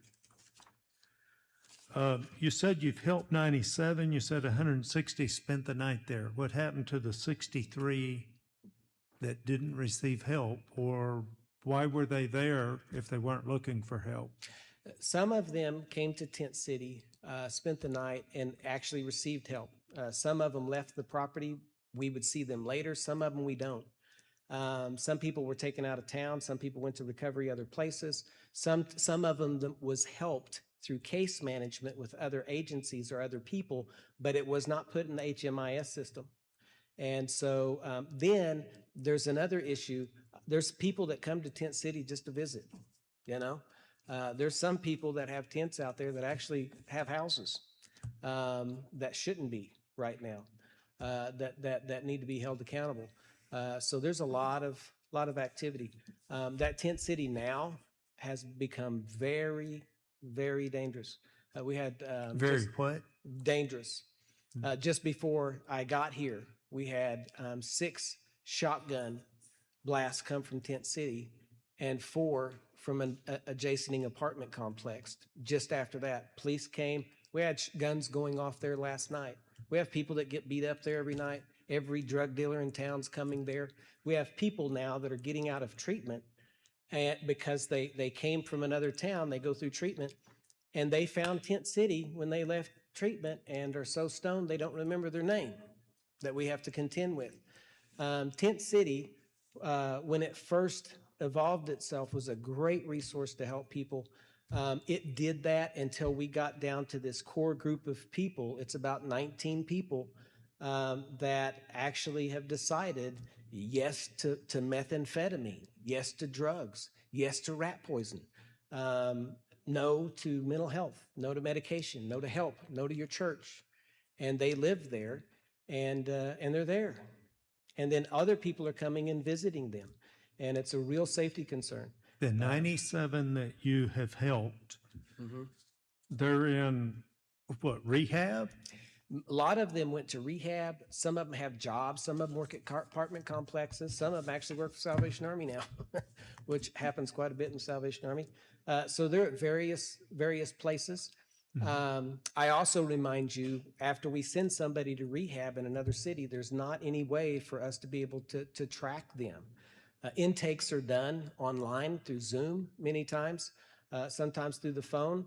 All the paperwork's filled out and signed, but you don't know if that person, that journey, like I said, if it was just as easy as dropping somebody off at a clinic, we'd have solved homelessness a long time. There's more to that. It's a life journey. And so, but those 97, I have case files on, and we actually worked with those individuals and put a plan together to get them to go forward and put their life back together. Okay, and when you came in, your building was condemned for safety reasons. That was when you started the tents inside your fence, correct? Yes. So it was a plan deal with a plan. And through that plan, though, because of legal issues, yeah, you had to move it off your property. You continued to work it, and you've helped 97, but now you say it's over. Phase 1, you said, is over. I Yeah, think that- those were the emergency phase is over. It's over. Now you're going to phase 2. Yep. What does that look like? And I'm sorry if I'm making you repeat yourself. Oh, no. Please be brief. The day center is open. We have wraparound services. All the referrals are there. It has Wi-Fi, jobs, case managers, desk, Netflix, movies, games, all the things that you would need to contact people and put them back together. It has an extensive volunteer list. You go in, you volunteer, a background check's done on you. You're trained in safe from harm, HIPAA violations, and you're trained to work with homeless people. And you can volunteer at Salvation Army in its day center. So there is help for anybody that wants help. I heard you say that, correct? Yes. Somebody comes to you and they want off the street. We can help them. Personal responsibility is required. Yep. They got to want to get off of whatever they're abusing. That's right. If that's the issue. What about mental health? Mental health, if a person decides, hey, I want mental health treatment, we can help with that. That is available. Mental health is available. There again, it's getting people to say yes to mental health. It's not like it was back in the 80s where we could actually say, hey, you got a situation, you got arrested, we're going to send you to inpatient. You can't do that anymore. People have free will, you know. And the way I say that too, if you have 100 people in Lawton that say no to help, you got yourself a homeless problem. You got yourself a homeless problem. So what you have to be able to do when you address that, which is what we did, was how do I get the person that says no to say yes? If I can affect that, I can change homelessness. And that's what we built our system around. Are you the only low barrier provider, consistent? I'm not saying somebody doesn't occasionally help, but you're the only consistent, and so everybody works with you for low barrier? That's it. Chronic homelessness, low barrier. That's the Salvation Army, and it's an agency. Those are people that are typically not allowed in other housing. That's right. Programs. That's right. For a multitude of reasons. Yes. it was mentioned last council meeting that there was a strain between the Salvation Army and the city. Is there a strain? No. Have we not been supporting you? I thought we were supporting. Oh, yeah, there's You and your never been a strain. Matter of fact, most of the stuff that I've navigated, the city council members and you guys have helped me navigate. Matter of fact, we had never been able to tackle homelessness or chronic homelessness at all had it not been for the city's involvement saying, hey, we're going to let you do this. And that was challenging at times, but together we all we did it. Okay, I'm not real good at reading between the lines. Yeah. And so I want you to be direct, all right? It sounds like you're saying there's nothing but criminals left at Tent City. They are all tier 3, been marked as tier 3 in case management. So that when you do a tier 1 is a person that says, hey, I want to get off the street. Real easy to identify. You set goals, you start case management. A tier 2 person says, I'm thinking about it, but I'm not sure. You know, can you give me a couple of days? I might be there Monday morning, I might not. But they show generally some type of interest. A tier 3 person is, no, I'm not coming to case management. I'm not coming to your church. I'm not going to meet you. No, I don't want to do that. That's a tier 3 individual. If we close Tent City, which we eventually will, we have to. The public safety issues have been brought to us. We don't have a choice. It's severe. The date's the only thing that's not set. Can I help with that? Where are those individuals? Yeah, you can give your recommendation on any of it, but tell me where the people go. Okay. I mean, we know that help's available. You've made that clear, but they're not accepting help. So where do they go? Most of them are going to go back home. Most of them are going to go back home. There's a lot of individuals that have family members in Lawton, Oklahoma, who their families won't let them come back home because they won't quit using. Faced with the reality of, hey, I can't stay there, many of them will choose that. In the strategic meetings that we've had with them, there's been 3 of them at the day center, with all of them inside the day center. 3 of them have already come forward and said, hey, I want help. The 4th one actually came today, and his name is on the list to go to treatment next week. So we can do that. If it helps any, there's basically 15, maybe 14 people over there that are severe drug addicts that live outside. They also deal drugs, methamphetamine, all kinds of stuff. They sell it. It has its own economy out there.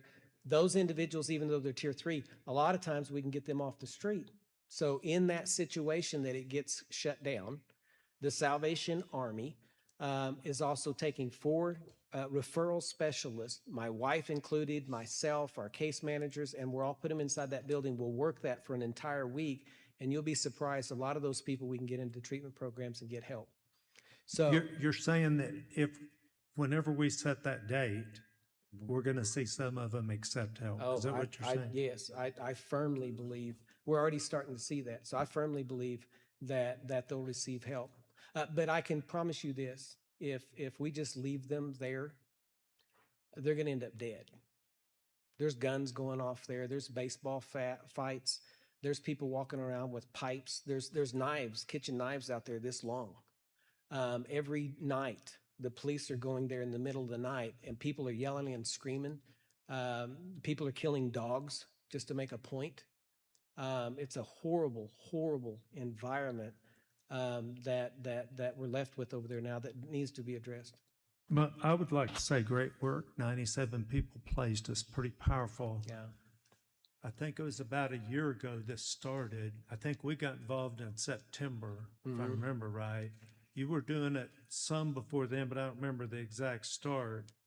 Yeah. But that's pretty powerful with people that have typically resisted help. And I also want to call out that our community does, I think we do a great job. I'm not saying we can't do better, but I think our community does a great job with our transitional homeless. You work with chronic. Yes. If you get somebody transitional, you immediately get them to just like that to the people that work with transitional individuals, right? Oh yes, yes. And I think we do a great job in that transitional area. Council, do you have questions? Mr. Warren? I don't know if I have a question or not. You said that you had a suggestion for a day when to close it. I came here with the intention of making a motion that had a date attached to it because I feel that exactly what you just said is as long as you leave that open, those individuals have no incentive to be different. They enjoy what they're doing right now or they wouldn't be doing it. They are not seeking help. They have refused it. And so I think that Mr. Warren, can I interrupt you a minute? Yeah. Before you make a motion, I've got a citizen that signed up to speak, okay? Yeah, I won't make it right All right, now. thank you. I wanted to know what was your recommendation on when to close it? I have personal safety concerns for homeless people, okay?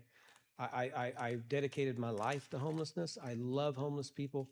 Man, I went through a lot to join the Salvation Army simply because they helped homeless people. I have a concern for their safety. We're doing case management and interviewing and talking to homeless people that won't go to Tent City anymore because it's so dangerous and it's so drug infested. That situation over there needs to be dealt with immediately.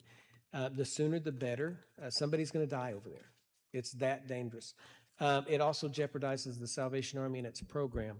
The Salvation Army pulled out of there because of its danger. Homelessness got down to where we're just down with this group of people. In the wintertime in my warming shelter, I had 42 people out of the whole Lawton, -3 degrees outside. I'm the only warming shelter, 42 in a town of 110,000. That's not a homeless crisis. So if warning is given to them by the police department on the 16th, which is this Thursday, we'll double up on case management, all the work, all the efforts, bring everybody in and do everything we can to help every individual. And we'll be done with that on the 24th. On the 24th, everybody would have to leave that property. That closes that up in a week and a half. Council, And I have my schedule cleared all week next week with all those individuals that have said, yes, we're willing to do that, and they're ready to go. Council, my intention was to continue the 60-day period that we had talked about last time, and there was some confusion about that evidently. I never intended for the 60-day period to be anything other than when it would be fenced and gated and closed, period. But honestly, I don't know how we can do anything other than what we were just explained should happen. We have concerns about the flooding. The flooding is not even the worst concern. The worst concern we just heard about. We've got individuals there that whose lives are in danger. We've got, and I know the rest of the council was getting these emails too, or I hope they were. We've got citizens that live there and have lived there for long periods of time that can't go outside their house. They can't walk down the street. And it's not acceptable. We wouldn't accept it in Eastlake. We wouldn't accept it in Westwood. We wouldn't accept it anywhere in Lawton. But suddenly it's okay there because out of sight, out of mind, and it's just not acceptable. So whenever everybody's had a chance to talk, then I'll make a motion. Okay, I'm going to go ahead and kind of see where this is going. I'm going to go ahead and let the one individual that that signed up to speak, Lacey Bolden. Lacey, if you'll come up, please, and we've got your address, so you're free to speak, and you have 3 minutes. Good evening, Mayor and Council. After hearing Captain Brindley, I do agree with a lot of what he said. I have seen the good, the bad, and I have experienced the ugly, for sure. I'm standing here not just as a resident, but as a parent, a spouse, and a representative of neighbors who are deeply concerned about the homeless encampment in our immediate neighborhood. My primary concern is safety. I'm speaking up because I deeply care about the safety and well-being of our families and neighbors. Simple everyday tasks, activities like our kids playing outside, walking our dog, tending to our garden, should bring us peace. Instead, we're now filled with anxiety due to the constant presence of open drug use and intoxication. The sanctuary of our homes have been shattered by strangers knocking on our doors at all hours, looking through our windows, shouting vulgarities at us. The most heartbreakingly thing that has happened is my own children have been targeted with cruel language and exposed to things that no child should ever have to witness. An encampment brings crime, violence, and deep sense of fear into residential zones after we have weeded out the good, bad, and ugly. Especially near a park where my daughter wishes that she could play, but she can't. She can't because there are people high over there. They're intoxicated or they're using actively. This is where families live. We raise our kids, we sleep, and we can't compromise on basic public safety. I recognize some of the community's concerns for the homeless well-being, but I know for a fact that most of Tent City's residents need drug intervention. I witness it every day when they walk by my house. The items that the community gives them, they're selling it. $10 for a crock pot, a few bucks for a blanket. Dog food is $5 a bag. And this is stuff that citizens have given them and donated them. They try to sell it to me because they walk by my house trying to get money. Just because a community member is present there for a few hours a day or once or twice a week doesn't mean that they know the extent of the crisis. We just experience more being next door. They don't have to live with the daily horrors that reside just right down the street or next door to us in this Tent City neighborhood.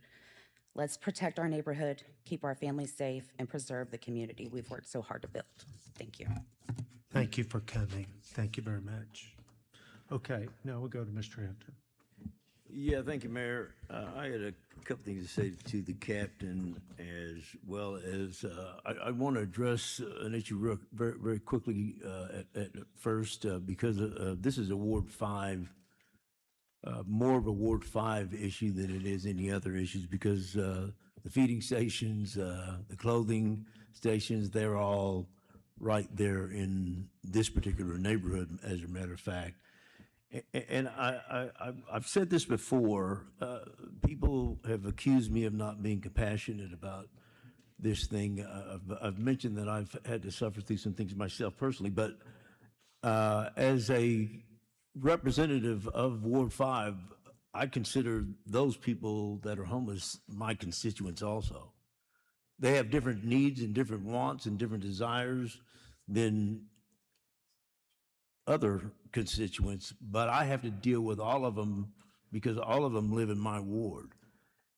I know that these people need some help, but also at the same time, the people that live in that neighborhood, they need help because they have different values than these people that really don't care about the same values that normal, everyday working productive citizens have. And so when I see these things at some time, I see them as subsidizing. I have some rental property. I subsidize some older people because they need quality of life. And when I look at the homeless and the regular citizens of my ward, and this is not just at Tent City that I'm dealing with, this is all over my ward. The people that are paying taxes for public services and whatnot are subsidizing these other people. I'm not looking at their good, bad, different, or whatnot, but some are paying for public services, for safety, and for fire and everything, and these other group of people aren't paying anything. Matter of fact, we're giving them more than just that because we're feeding them, clothing them, and everything. So who should I pay attention to? Those people that are paying the money to subsidize these people that are doing nothing? And mind you, it's been kind of brought out. There are people that do need help, but there are some that are just criminals that are out there. There are some of them out there that are hiding from murdering people. We had the police catch somebody that had just murdered somebody in California, and I think about this stuff because this is my ward. And they caught him 3 hours after he murdered somebody with a flock camera. Where was he going? Was he hiding? I haven't always lived a righteous life. And I used to hang around bikers a lot. And there are some of those people in those communities, they kill people and hide. They grow beards, dress differently. And I'm well aware that we're not dealing with this simple situation. It's pretty complex. I just wanted to throw that out there as councilman of Ward 5, having to deal with all of this for everybody in my ward. And then the same thing, Captain, I'm gonna tell you something. I had the opportunity, I studied behavioral science and I had the opportunity to set up some behavior modification programs for adolescents, some of the first in the state of Oklahoma. And Captain Brindley, I call him Brian, but we relate on casework quite a bit because we've had to really deal with people by actually immersing ourselves into their lives and becoming one of them to communicate. And one of the things that I like about Captain Brindley when he's working with, I laugh because it's very fond, a very fond thing for him. But he goes out there. He's not dressed like he is now. He's got a baseball cap on and he's dressed down something. He's walking around these in the homeless area, and he's talking to these people by calling them names. Hey, George, and and then George is talking to him like they're buddies. You know, I mean, he's immersed himself in the midst of these people to engage so that he can try to get into their lives. You know, there are a number of these people out here that got on drugs, started drinking. Family members tried to correct them. They started stealing from their family members. Their family members disowned them. Yeah. Said, get out. We don't want you here anymore because you're stealing from us. Well, he's dealing with those kind of personalities and those people also, and those are the ones that he's probably rehabilitating and giving jobs to. There are some that are out of their mind and somewhat deranged because they have drunk themselves silly, did drugs till they're silly, and they're mentally ill. But the captain is committed to them. And you're a licensed minister, aren't you? Or Yes. A licensed minister, you're a man of the cloth. And 29 years.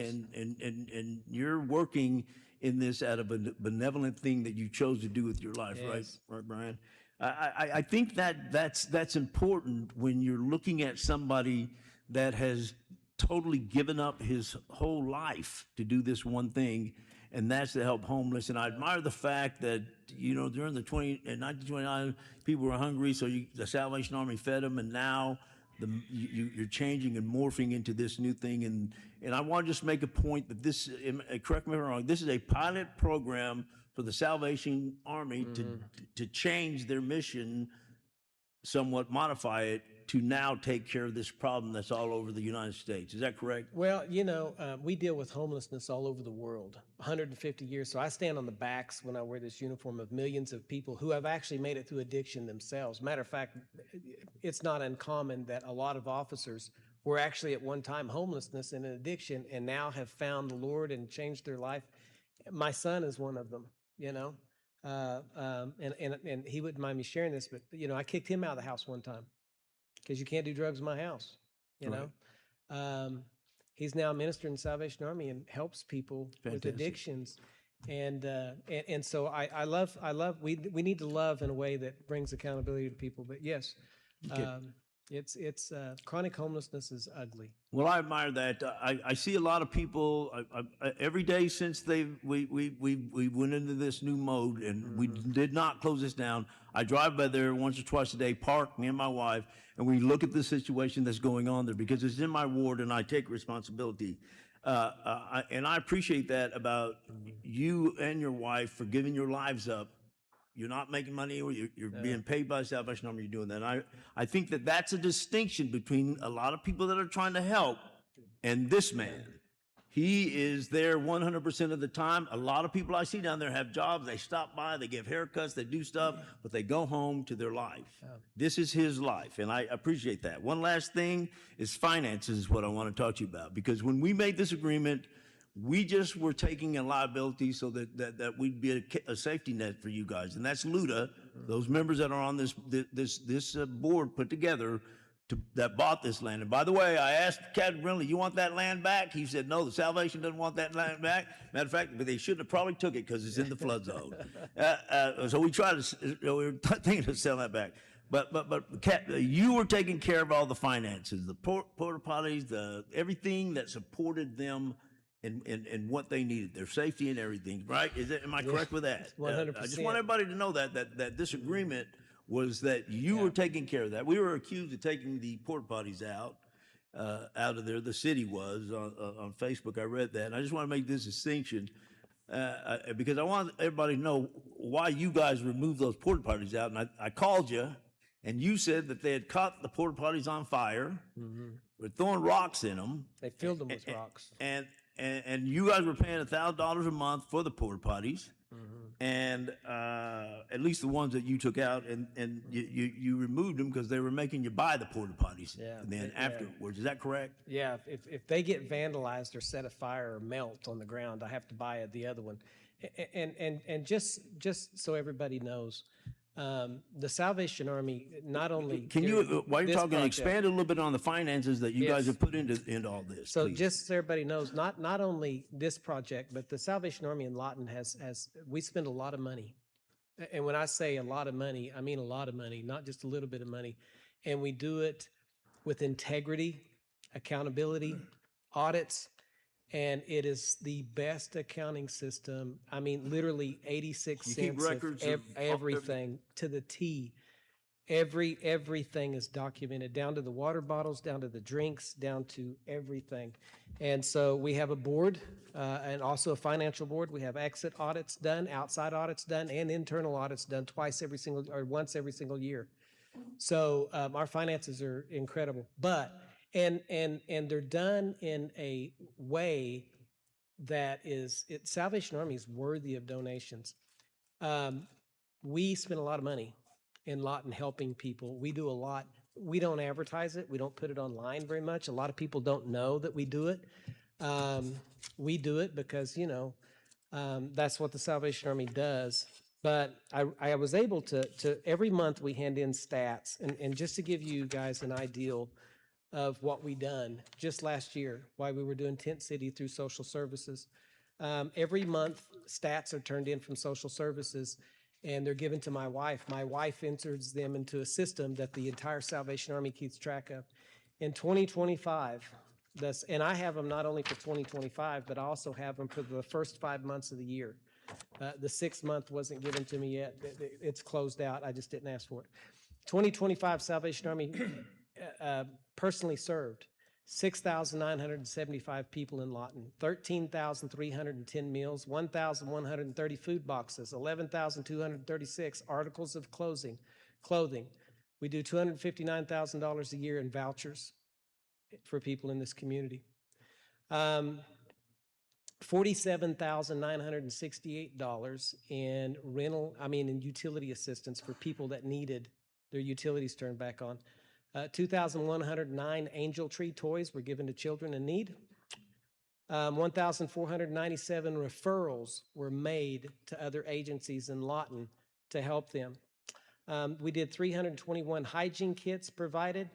And then we did, in all total, 5,894 referrals that were actually made through case management. That's an enormous amount of work. And the Salvation Army does that every single year through trained staff that dedicate themselves not to making money, but to working for the Salvation Army. And so Salvation Army does a lot. The finances, the engagement, I'm just going to be honest with you. Why we were doing the Tent City, there was two people that came by and donated for the purpose of helping with chronic homelessness. And one of them was a $700 check. The other one was a $1,500 check.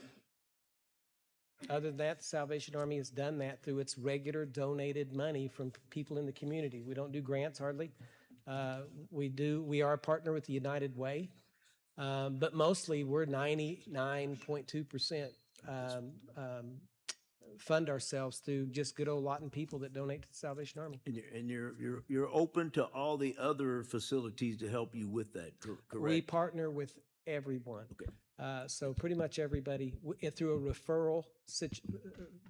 referral collaboration through our employees, their employees, case management, everybody working together to put somebody's life back together. We have wraparound services in Lawton. Thank you, Captain Brindley. Appreciate you. Thank you. All right, and before we go to Mr. Epps, I want this service provider entered into the public record, and I think we need to be posting it on the website so the citizens have access to it.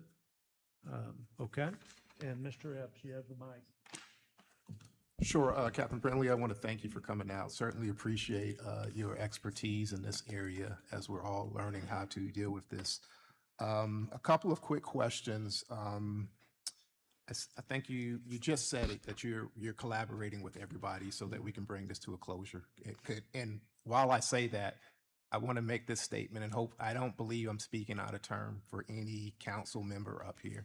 Every council member up here has safety, public safety at the forefront of their mind. Yeah. Guaranteed. Without a doubt. Guaranteed. I want to make that clear. The second question I have is, we had a nonprofit up here, I guess 2 weeks ago, saying that they were going to develop a plan. Are you working with them? Is that how you came to your plan, is through collaboration with them? No. No. Okay. No, and have we collaborated with other agencies? Yes. There's a specific group of people that work with chronic homelessness. Sure. So the health department, along with myself, a lot of the nonprofits that deal with food and sustainability and chronic homelessness, yes. It is very difficult to set down 27 agencies and have a strategic meeting about what to do with chronic homelessness. That's been done for 5 years in this town. I might push back a little bit on that, but I won't get into a back and forth. Just because I've led large organizations, and you can do a strategic leadership meeting with a group of people that size. It's just a matter of how you do it, but that's okay. I won't harp on that. The other question I had is, have you worked with the city staff for this plan? So in other words, and John, you might be able to jump in. Are you ready to do what's being proposed? Like, you guys will be able to go out on the 16th and we can bring this to a closure. We can do that in a responsible way. Have you guys been collaborating?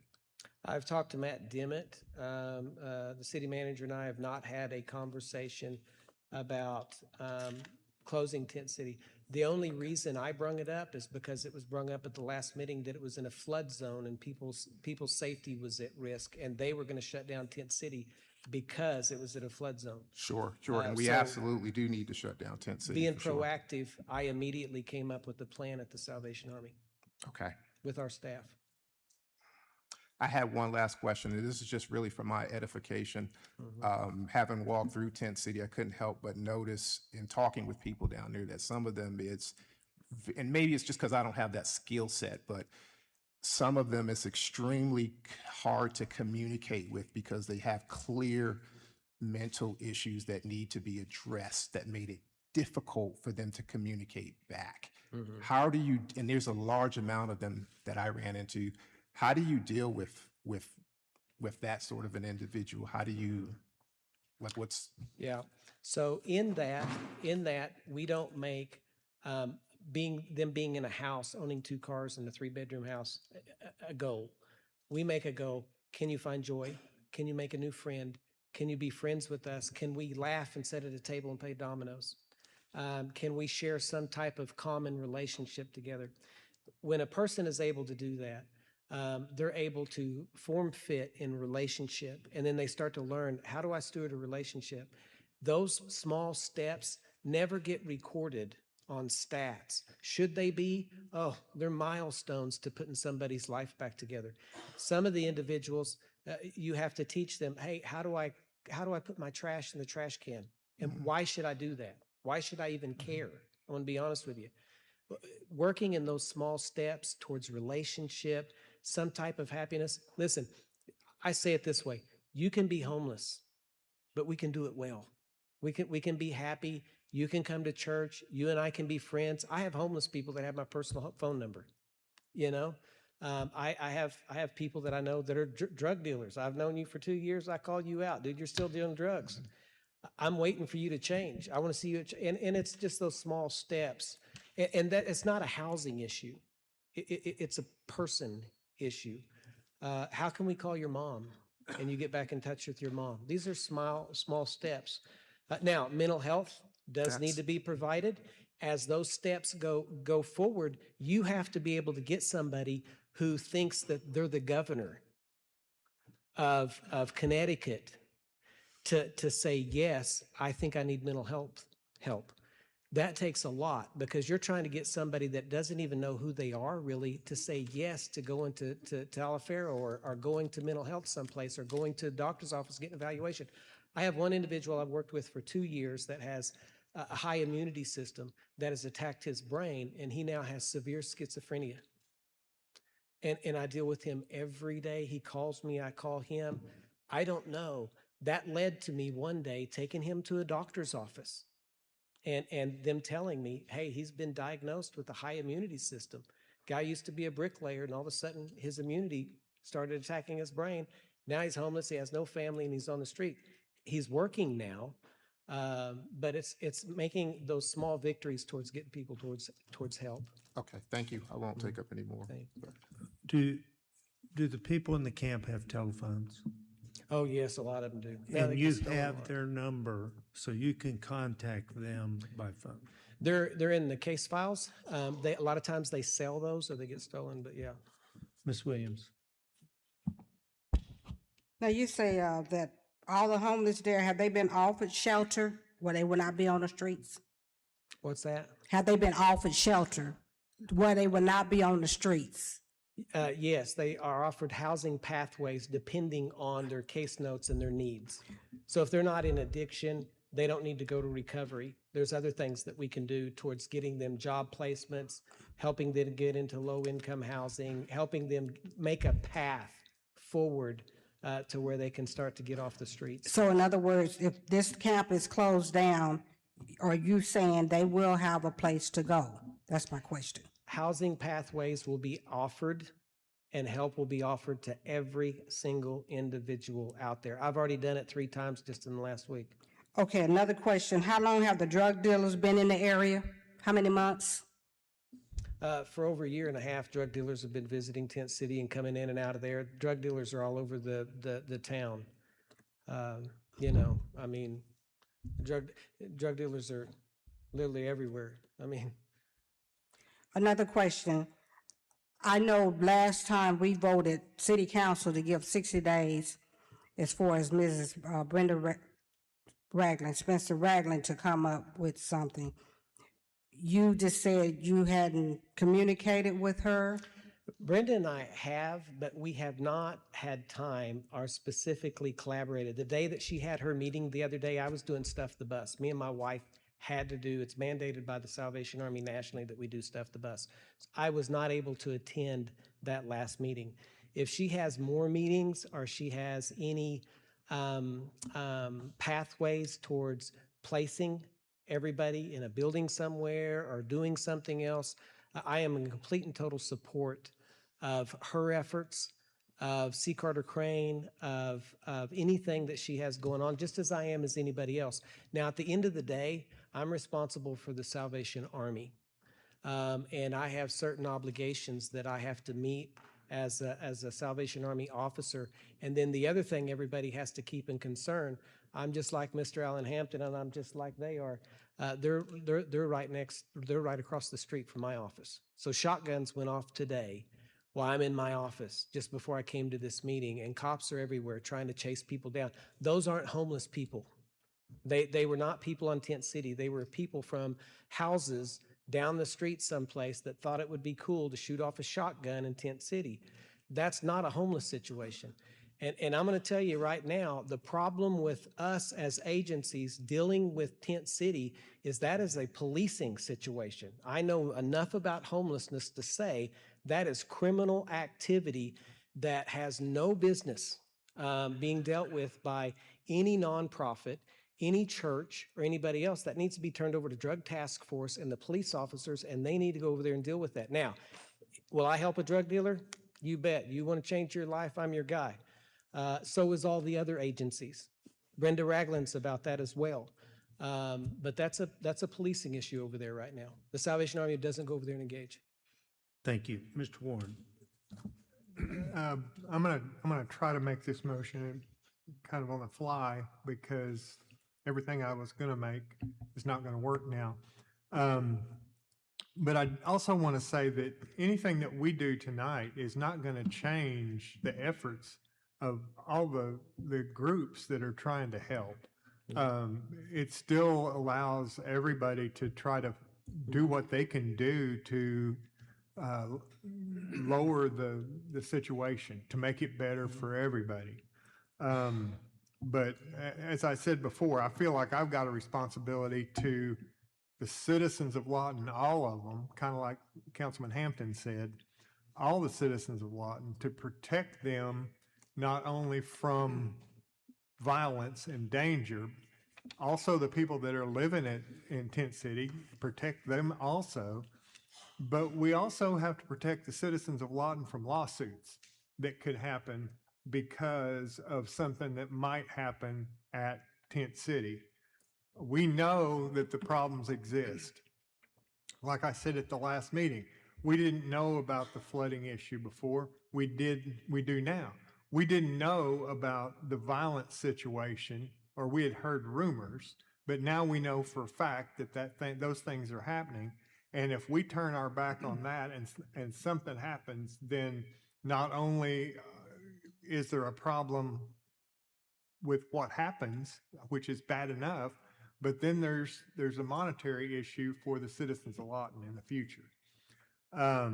So what I would like to do, I'm going to make a motion that the Salvation Army get with our legal department and with our city manager and with the Lawton Police Department and come up with a plan to close Tent City, fence it, lock it as soon as possible, and bring any documentation that needs council authority back at the next council meeting for our consideration.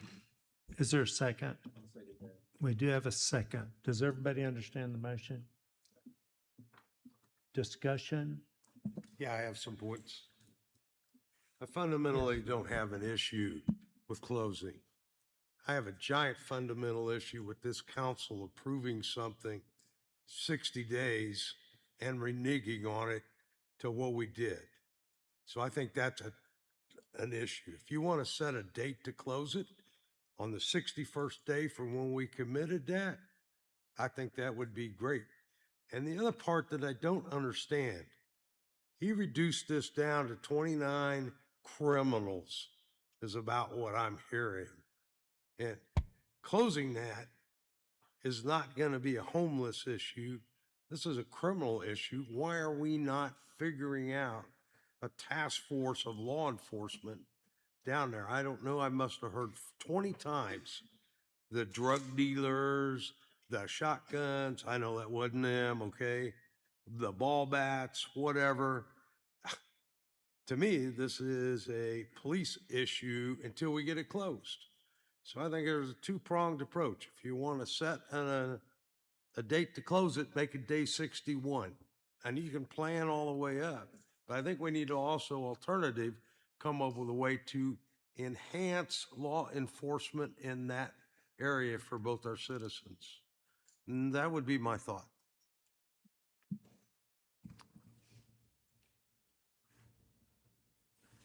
Do we want, Mr. Hootner, you want to say something? Yeah, yes, sir. Yes, sir. Just a bit. I couldn't agree with you more, Kirby, about we gave our word a few weeks ago. And, but on the other hand, you guys have done such a good job of, to use a medical term, triaging people, from where they come in and then getting them to the right resources. And now you're left with a core of, if it's 19 or 29, I'm not sure which number. You keep hearing a different number, but then you get down to that distilled point, and all of a sudden you say, well, is this a homeless problem? And you said early on, when you had your warming tent, your warming room or house, that it was 42 people out of 75 or 80,000 people. and it's not a homeless problem. What do you say about that? I'm sorry, hope I don't get too far off. It's not a large displacement if you look at the homeless situation. Even homeless people, they're going to stay around there where they can get the resources, the food, the water, the Salvation Army, internet, these kind of type services. They're still going to be around there. But I don't feel like you're seeing this mass displacement of homeless people that don't have help. That's not a true statement. All of them have help and are given help daily. Every day I stand up and give a speech and, hey guys, come on, we can do this. Matter of fact, somebody OD'd out there in the street the other day, and they pumped on his chest with Narcan for 15 minutes. I took that opportunity to walk around while everybody's looking and say, hey, man, let's do this. Come on. I think today's the day. We can do this. Let's get help. It's not going to be you. And so I take every opportunity.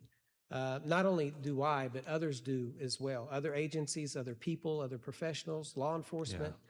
And we'll continue to do that. We will continue to do that from here on out. Salvation Army is always going to do that. So is everybody else. We're going to do that. It's a great list, and that ought to be publicized, frankly. Yeah. Yeah. It is actually on Yeah. the city website. Good. 211. Hope Yeah. a lot of people know about it. Yeah. A lot of people know about it. Finally, you said that I think you said early on that the Salvation Army's finished. We will not engage out there because of safety issues. Now, we will at the day center. The day center, I have complete and total control, and I have safety. Okay. There's a locking door. Different. There's cameras. There's call centers. There's all kinds of stuff. And then also we have a program of who gets into there and who doesn't. So anybody that is a repeat violent offender that the police are actually looking for right now, we're not going to allow access to that because of safety concerns. I can control that. When we and good old church people enter Tent City, they don't know what they're entering. The people do not know what they're entering. I mean, there was a mother out there the other day with 2 kids looking to buy weed. I mean, I'm serious. And so I've had bathrooms out there for a long time. Never any problem because those were homeless people. We were helping them. They were helping us. We were working together. We were putting their lives together. That is not the same today. That is not the same today. If it was, I would still be out there. It is not the same situation today. Mr. Hampton. Yeah, thank you, Mayor. I'm going to try to split the baby here, if I can. I don't really think that anyone really said that those people making an effort for 60 days to try to come up with a solution was stopped. I think that we were talking about two separate things because if that property is closed down, it doesn't mean that the corroborations that have been going on, and I've been watching them, are going to stop. I mean, there still can be a solution without it being in a dangerous place. And Captain Brindley just brought up an issue that I had to kind of deal with. He sent me pictures of the police officers giving resuscitation CPR to somebody on a hot piece of pavement that had what is that, fentanyl? They gave Narcan. Yeah, it was try to revive he had took too much fentanyl. And I wondered, is this guy just wandering around and ended up at the Salvation Army, or was he down there actually in that area? He's not a part of Tent City. And he's not a part of that, but you told me that he was there exposing himself to people, and He pulled his pants down right across the street from our kids club, exposed himself to 2 women, no underwear, did that twice while he was tweaking, and then hit the pavement. His body temperature was 105 degrees by the time they hauled him off in the ambulance, and they were still pumping on his chest. And they got a pulse from him, but they don't know that he never regained consciousness. Correct? Is that what? Did you find out anything? His heart started beating at the hospital, but he hasn't regained consciousness. Okay, Counsel, I'm just telling you, and again, splitting the baby. I think that the corroboration of trying to find a solution here in Lawton can still continue without that place necessarily being open, especially if we have places for everybody else. And the reason I'm saying that is if that guy would have passed away and maybe whatever, I don't know about the rest of you on this council, but I feel a responsibility towards that in my ward, somebody dying like that, especially being the chairman of that board, that I'm responsible for that piece of property. Can And yeah, let me finish, please. I'm in splitting the baby. With all due respect, I agree that we gave him 60 days, but I still think that can continue, and us try to get a handle on what needs to be done over there. There's a public safety issue, and that was kind of the motion that I kind of had. And so give them the 60 days, and if we want to do that, continue. But if somebody dies over there or something happens over there, I think that we have a responsibility towards citizens and towards the fact that we'll may have to have some civil suits that we have to deal with. And Mr. Brown, I know that's how you feel, but that's how I kind of feel about it too, with all due respect.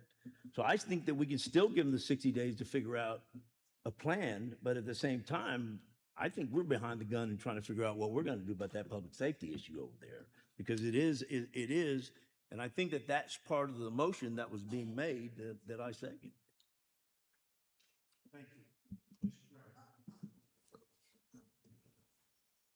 I think we're splitting the baby in the wrong way.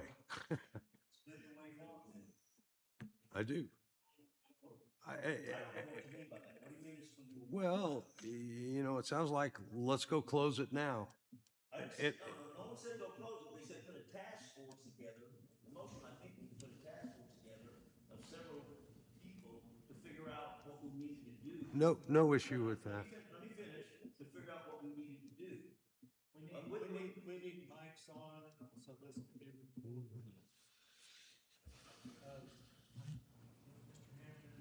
Okay.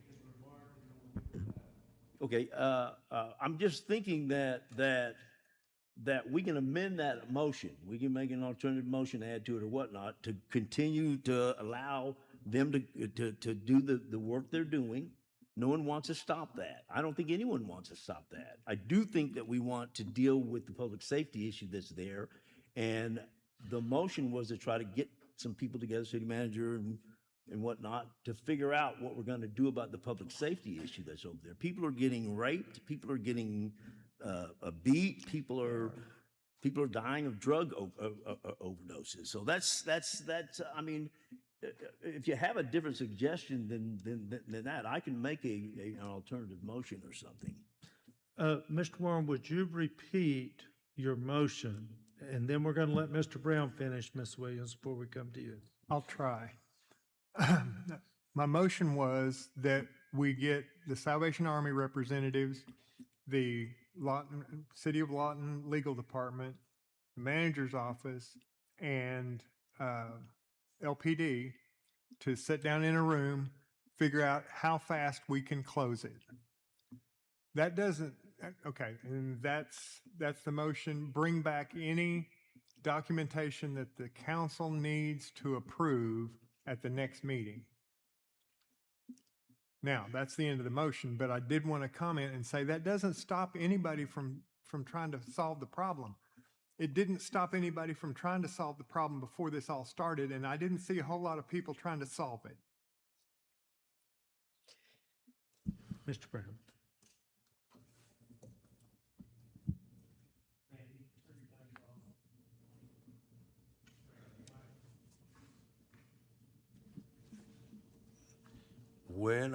What I heard in the motion was get that group together with an expedited closure date.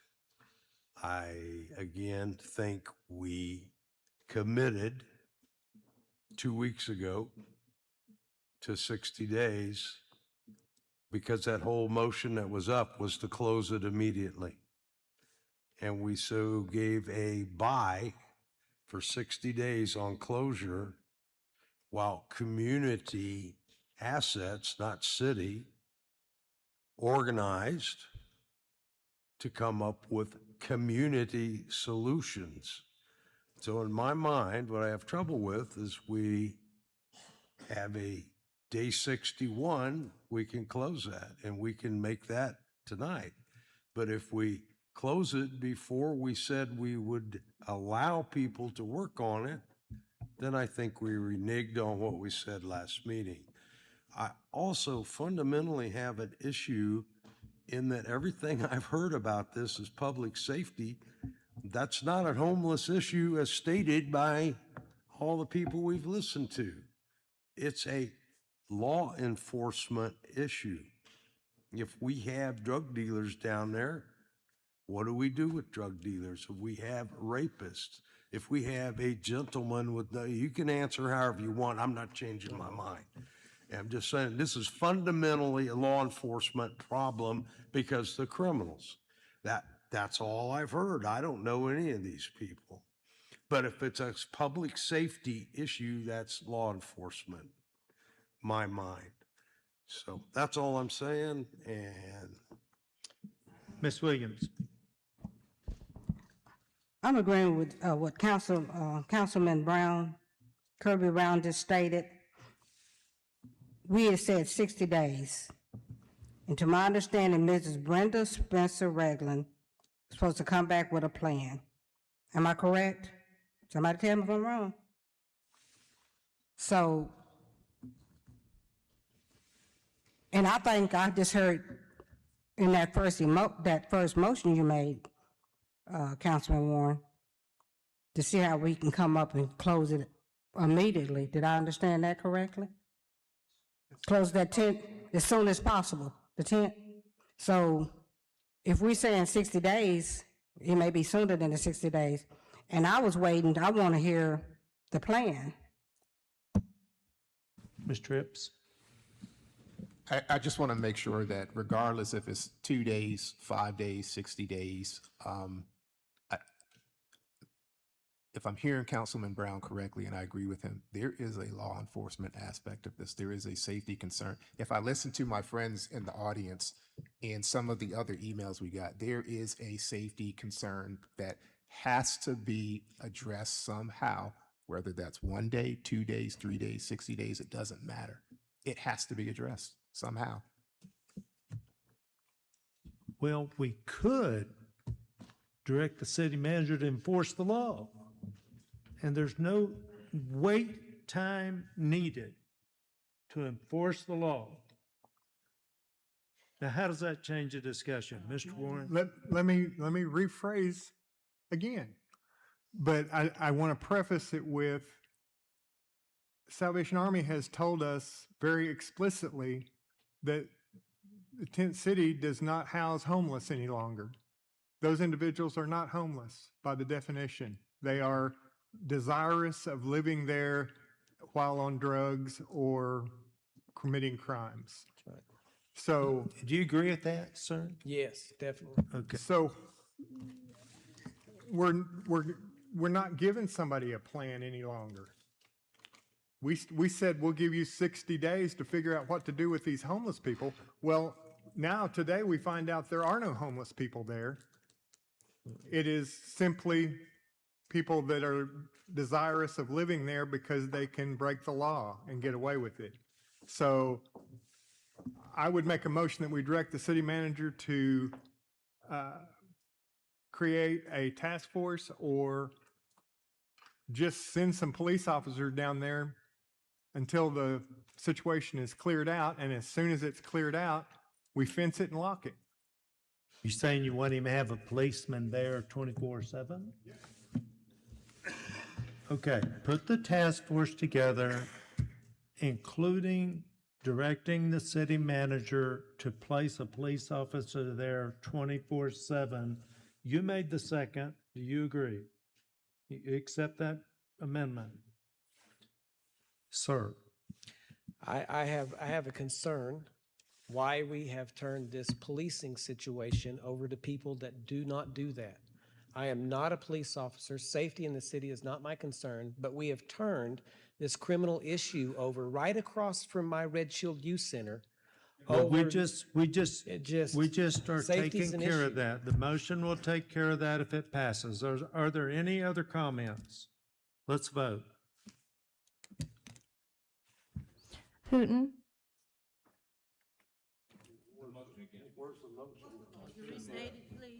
The motion is to put together the task force of the Salvation Army, the Lawton Police Department, the legal department, and the city manager to come up with a plan for closing, bringing back anything that needs to be addressed, and to place a police officer there 24/7 until it's closed. Did I state that right? Okay, there you go. That's what you're voting on. thank you. Hooten. Yes. Epps. Yes. Brown. Yes. Demery. Yes. Hampton. Uyghur. Williams. Yes. Warren. Is that unanimous? Okay, motion passes unanimous, thank God. Now we're going to take a 7-minute break. Thank you, sir.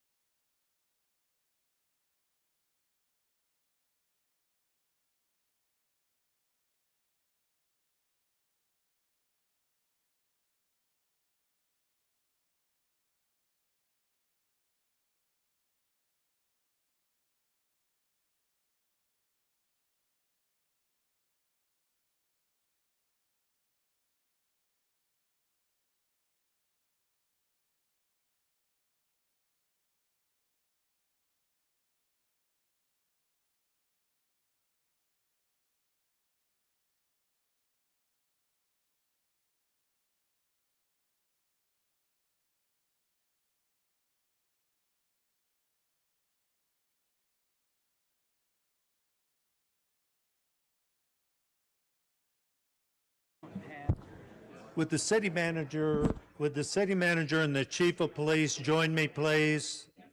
Excuse me, would the city manager and the chief join me up here, please?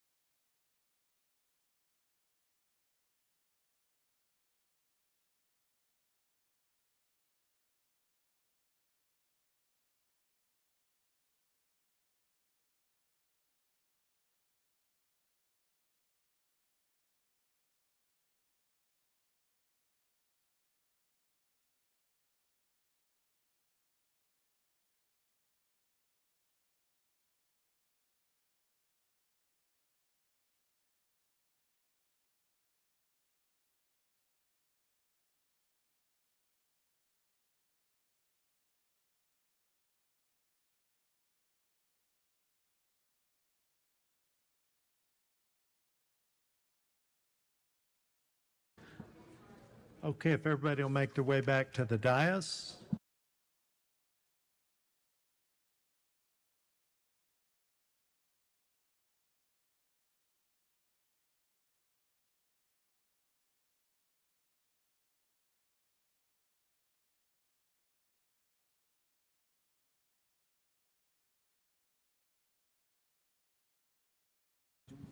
Okay, looks like we're going to wait another minute.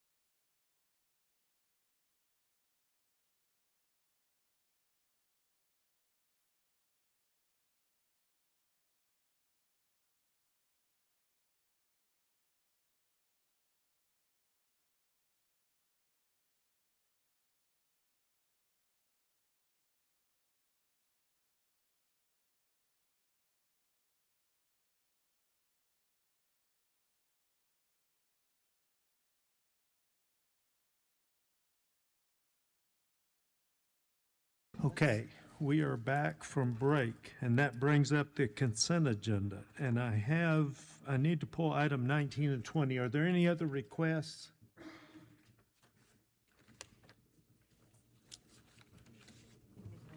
Mayor and council, I'd make a motion that we approve the consent agenda as presented, with the exception of items number 19 and 20. Is there a second? Okay, we have a motion and a second. Please vote.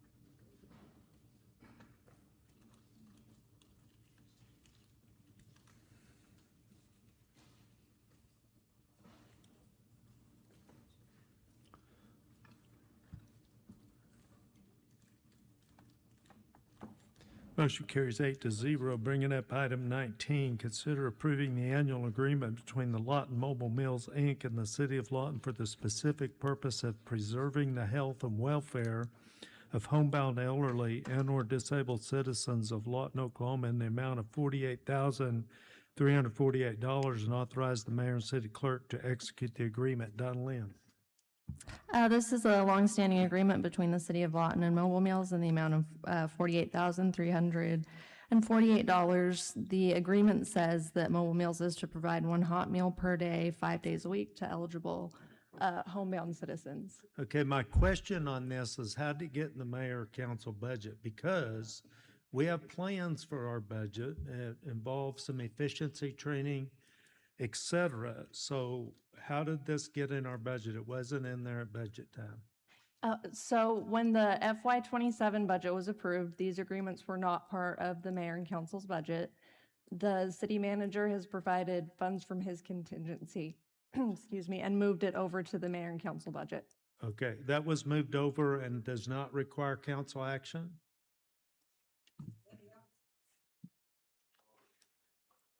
No, it's a budget transfer. It doesn't require council action. Okay, and it's not going to affect the rest of our budget or what we have planned? Okay, can I get a motion for approval? So moved. Second. Please vote.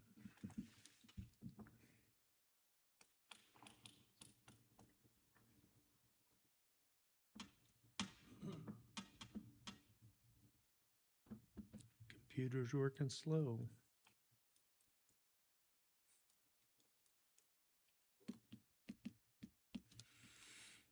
Motion carries 8-0. Bringing up item 20, consider approving the annual agreement between the Center for Creative Living Corporation and the City of Lawton for services to senior citizens in the amount of $15,844 and authorize the mayor and city clerk to execute the agreement. Donna Lynn. So this is the same circumstance where this was not originally in the FY27 budget. The funds will be taken out of the mayor and council professional services account, but that money was moved from the city manager's contingency account. Can I have a motion in same situation? It's not going to affect the rest of our budget. No, sir, it will not. Can I get a motion for approval? Second. We have a motion and a second. Please vote.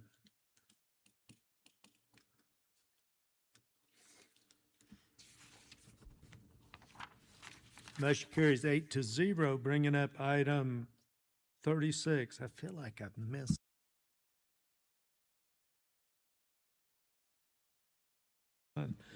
Item 36, receive a presentation from Public Utility staff in Garver regarding an update on the alternate water supply projects. Rusty. Yes. Okay. The alternate water supply started off in 2011, started with a drought that the city of Lawton faced. And in 2014, the council contracted with Garver Engineering to do a feasibility study on types of water that could, and how we could extend our water use during the drought periods to be able to sustain extended drought periods like we had from 2011 to 2015.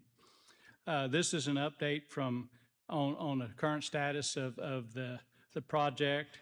We've gone through investigation, through testing, through the scientific study, and we're at the point we're ready to move to full-scale design of the rest of the project. And we wanted to allow Garver to give a presentation of our current status and be able to answer any questions of what we've found through the process. Okay. Thank you, Rusty. Good evening, Mayor, Council. My name is Cole Niblett. I'm local water team leader for Garver.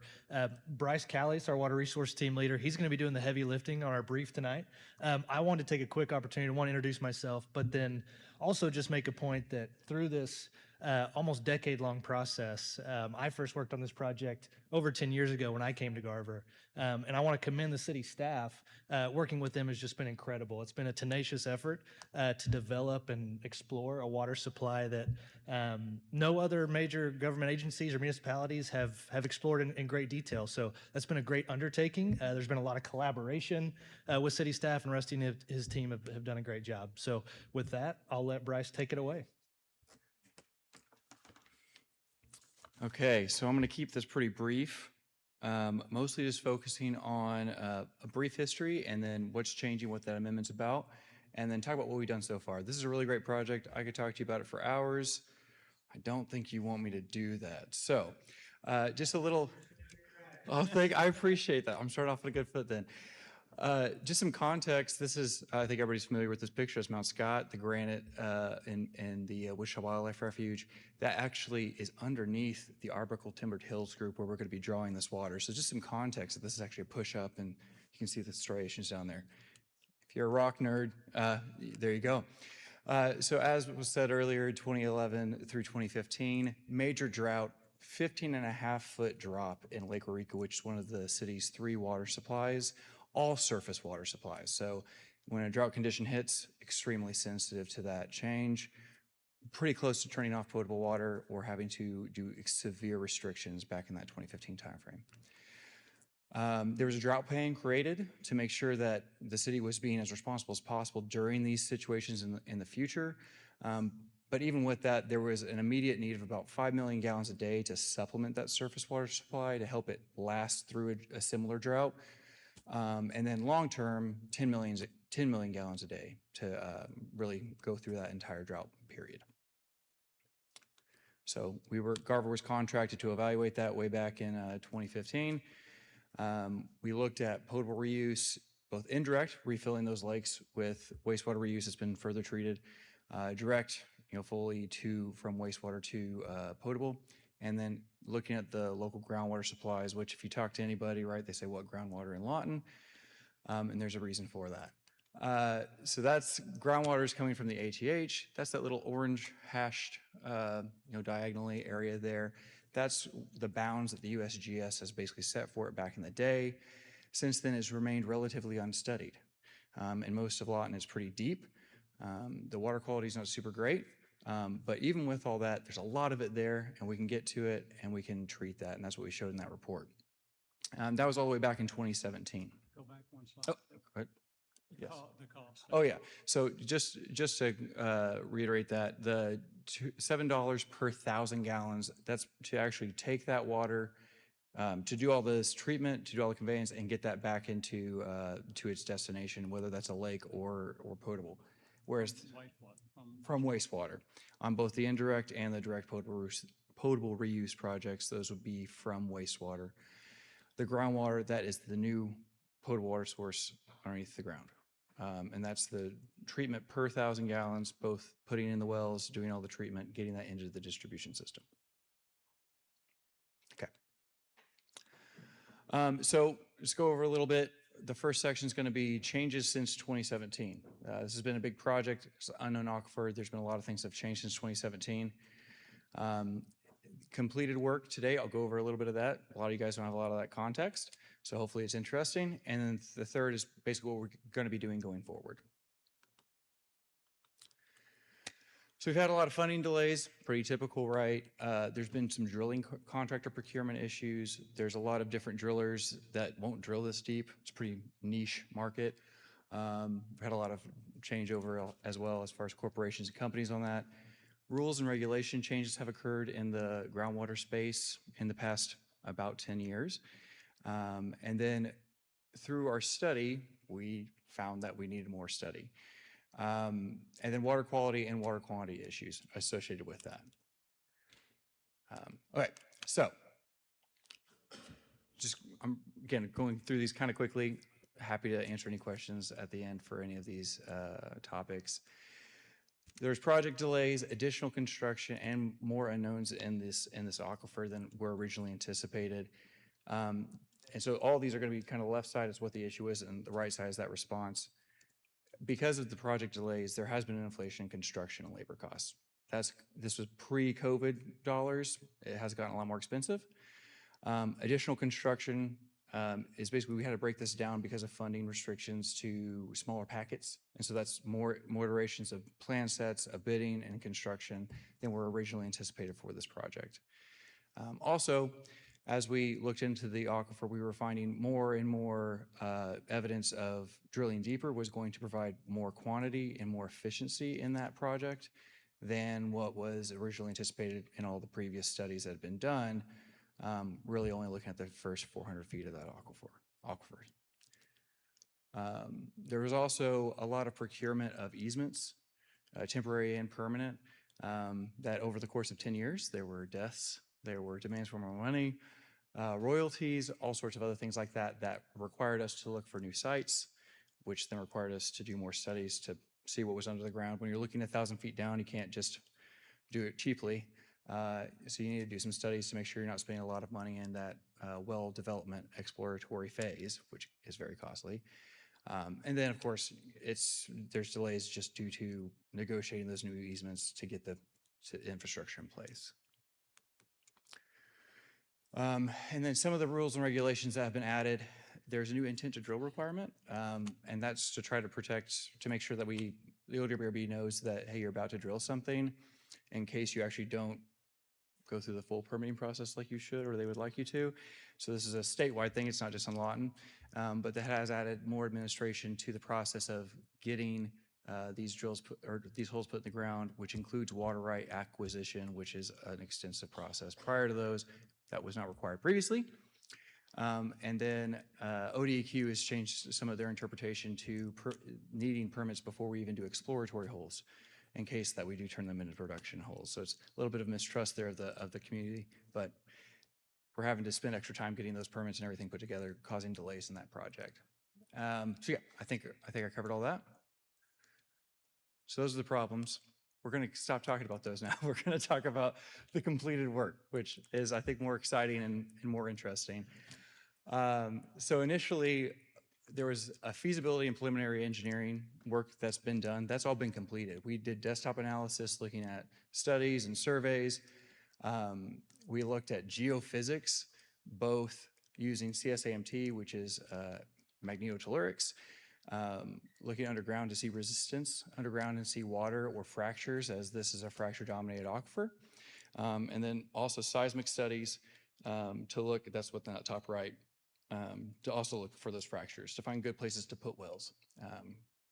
Because it's fracture-dominated aquifer, we can drill a hole over here and it produces no water, and a hole over here and it produces thousands of gallons a minute.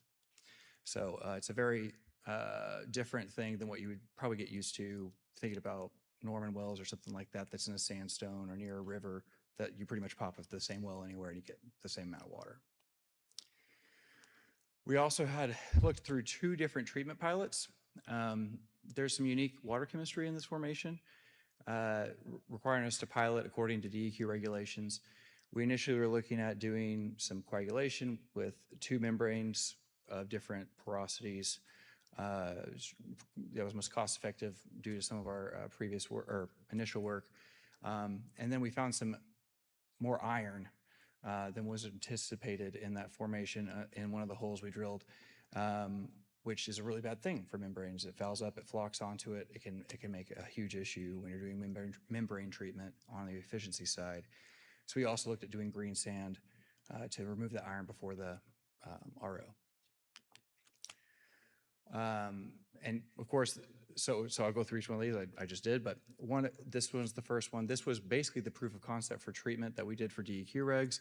It did show that we were meeting all MCLs. So treating water through this system gets rid of any pollutants of concern that we had on our lists, and we'll meet all MCLs. So all the water there is treated as standard. And we also were able to see that going through this green sand, which again was a pilotable requirement by DEQ, is getting rid of that iron prior to the RO system, extending the life of the RO system if and when we do encounter high iron concentrations. We've also completed over 19 test holes. So those have been across the entire city of Lawton, basically trying to characterize this aquifer because we don't know initially where was going to be a good area. That also helps tether that geophysics, so we know exactly what we're looking at when we do the geophysics. And we've constructed 2 rounds of we've done 2 rounds of cased holes in construction. I have a picture here. I thought this might be interesting. This is actually a downhole camera. There's no casing, there's no side here. This is a hole into the formation we're drilling into. And on this bottom bottom left, you can see there's like a kind of a shaded hole on the side. That's the fractures that we're trying to hit. So this is a site that we did the geophysics on the surface. We saw fracture, we drilled here, and we got lots of fractures. This is one of many in this particular hole. You can see everybody's really excited about that. But additionally, 4 other wells have been sited with the expectation of flows going from about 4 million gallons a day to up to 12 million gallons a day from these different sites. So I might have said initially, we were looking at about 5 million gallons a day. That was that first phase for the drought mitigation. Because of the research and everything, we were expecting about 1 million gallons a day per hole at max, based on other wells drilled around the aquifer, mostly for industrial use. We found these wells using the methodology that we did, and we found much more water than that. So we're able to get about 2,500 gallons or 2,500 gallons per minute from site AA, which originally we were estimating at about 1,000. And then, 22. And then HUD 5, which is a site over there by the soccer fields. Originally it was anticipated only about 750 gallons per minute from that site. And we're also able to get about 2,500 out of there. And that's limited just by hole size. And so we are actually able to get a second one there if we desired there around the same flow. So that's a huge amount of water to be able to pull out of a very few number of wells, which was originally much more efficient than what was originally expected. But due to that higher flow, the infrastructure had to change as well. So we can't put a pump down a well with low voltage a low voltage pump down a well 750 feet and pump out this amount of water without basically having a cable that's larger than the hole size, just because of electrical losses. So we had to change that to a medium voltage. Also with that medium voltage, there's an extra transformer required, there's more HVAC needed. There were other design parameters that needed to change with the project. Okay, so now it's kind of what we've done in a nutshell. I think I talked about this for 2 hours or something at a conference not too long ago, so you got it in like 3 minutes maybe. But our path forward, over the next year-ish, we expect the following to be done. So there's still the conveyance of these water lines from the wells to the centralized treatment that need to be constructed. We need to finish that design and get that construction done. We also need to finish up all of the well sites and pumps in those holes. So we've gotten the holes in there. Now we know how much they can pump out of there. We can size the electrical, we can size the well houses and get those done. So we need to complete both those final designs and do both of those construction phases. And of course, there's also survey, bidding, permitting that also would still need to be done related to this work. We redid these numbers recently with our new OPCCs. Even with the increase of costs, which there has been a significant increase of cost of construction, we're still only about 50 cents-ish more per 1,000 gallons in today's dollars than we were back in 2017. So even after all that expansion of construction, of bigger pumps and all those things, because of the, in my opinion, because of the efficiency increase, we're really not increasing the overall per 1,000 gallon cost of the project, which is ultimately what is impacting treatment costs and impacting the rates, et cetera. Okay, that was quick. Any questions? Okay, that was good. Have we gotten to 10 million? Yes. Yes. We have current three wells, which gives us 9,600,000 gallon with those 3 wells. We are able to site a 4th well at that HUD 5, which will take us almost to 12 million gallon.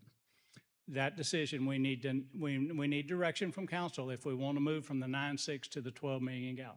So, and that have it under contract, but it is an alternate under the contract, and we do not have to drill that well. So how long does it take to drill the well and put it into service? And is it close to the others where the tie-in is easy? Yes, the layout, let me see. Okay, here, HUD 5 is the location we can site the 2nd well at. That's down by the soccer park. It's city-owned property. And that site right there with a 2nd well, we can get 2,500 gallon per minute. So the design here is the routing of the piping to get from these well sites to the southeast treatment plant. What you want to do is you don't have to drill that 2nd well at HUD 5, but you need to build that conveyance system to handle the water if at some point you do drill that, because you don't want to have to do another line and everything. So the cost of the difference in material size there is minimal. Okay, let me make sure I understood. HUD 5, there's already a well in that Yes. vicinity. At 2,500 gallon a minute, yes. And you can drill another one somewhere close, certain distance. About 500 foot away still on city. And get the same thing. Yes. And so it could easily be put off if we get in a drought situation, because there's like less than a 2% chance we're going to need this because of drought. We may need it because of growth, I hope. Yeah, that would be a good issue. But the drought risk went through a very severe drought, and then that ended. And I get it, we're being prepared, but we can put some of this off. And I do recall we talked about having a plan to build that treatment plant for this at a staged point before we got in trouble, correct? That's correct. The well, drilling the well, getting a contract and drilling the well is approximately a 12-month time period at that time. So at that set point that we would set to when we would pull the trigger to actually build the treatment plant, that is still well under what it would take to build that treatment plant. Okay, why would we build it now if we know it's there and we can build it when we need it? There's such a small percentage that we're going to need it. We have it currently under contract and the inflation, and inflation will, if we wait. But it'll be in the current day's dollars. It's be current day's dollars. There's really no reason to drill that fourth well. Same this as time. there's no reason to build the plant until we get to the staged place. The original plan was to design the plant, have it ready to build, and projected an 18-month construction period. Things are a little bit different today. Construction times for a treatment plant and for this facility here are now probably in the 25 to 30 month time period, not 18 months. Yeah. So we need to think about where we set that point to pull the trigger to build the plant. A little more detail on that right there. When we would pull that trigger, that's what we need to evaluate. Okay, I think we probably need a new timeline presented to us. Yes. I think today what we need to do is approve the engineering to complete the project and make a decision on this additional well. Is that right? That's correct. That's correct. The next Okay. item is for the. So let's have a little discussion with the council on completing the extra well. Do you want to do it now or you want to wait, Randy? I'm always in favor of spending a lot of money now than a whole lot of money later. But I had a question because I can't remember. The treatment plant that we're planning on building is going to be located near the Southeast Water Treatment Plant. That is correct. It's Because going to be on the same site. we still can't convince the powers that be that we should only have to treat that once. We're going to have to treat it both times. Well, what it is, it's the groundwater treats a lot different than lake water. And the treatment facility, really the issues is to remove the fluoride and the iron. Takes a different treatment process than lake water. Lake water's really geared toward dirt and biological items. I remember we discussed years and years and years ago that, because what I was hoping we would be able to do someday would be to treat it at the groundwater plant and then just pipe it to Ellsworth. But they're not going to play that game, right? As far as putting it in the lake, that we'd have to get a discharge permit, and that would have to deal with. It'd be a. I just always huge, thought it would save huge us permitting issue. Save us some money to have and not have to treat it again. Well, the thing is it goes to Ellsworth. You bring it back, and it still has those minerals in it. The fluoride and the small amounts of arsenic, and still those will come back through the gravity line from Ellsworth. It would not dissipate. It may blend it out some, but you're still going to have to do some RO treatment. And really, when you're looking at the cost of RO treatment, it's not that much more expensive than our conventional treatment, as we're seeing here. I got two questions. If we're kind of almost at 10,000, right? 10 million gallons. 10 million rather. And then the other well that's being built, it produces how much more? It'll produce 2,500 gallons, so it'll produce about two and a half. About a million quarter, gallons. about a quarter more. Yeah, about a quarter more of what we're getting. And I might have missed this, but the cost of drilling that second well, is it deep? That last well, is it deep in a deeper aquifer? Yes, that well is 1,500 feet deep. And it's cost, and these well holes are the bare hole is 24 inches. So it costs quite a bit to drill this well as deep as it goes. And so the plant is going to cost how much compared to that well? Quite a bit more? The well in today's dollars is about $2 million. And the treatment plants is in today's dollars is about $40 million. About 40 million. And so from the 2015 drought, let's say we're doing a drought, that 10,000, not 10,000, that 10 million gallons is gonna carry us as much as what was lost in the let's say Eureka Lake or The 5 million gallon will supplement, and our average production and use year round is about 18 to 20 million gallon a day. So a 5 million gallon is providing us about 25% of our potable water. With that, a 10 million is providing us half to a little more than half. So it would supplement the lakes and get us several years longer. Depending on how long the drought lasts. And longer time period to be able to pray for a lot more rain. Right. Well, I'm just thinking about budgetary costs. I'm with Randy, spending money now than spending more later. But that of that 40 million to build the plant, how much of that would be actually out of pocket rather than us getting help from grants and whatnot? We have right now a $5 million grant for that. We have in a federal bill right now that is going, is passed through the committees and it's going to the floor as part of the funding, this year's funding bill for another $10 million.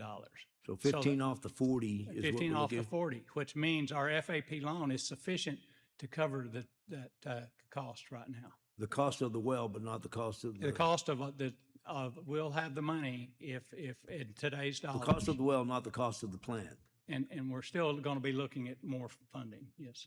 Okay. Mr. Hooton.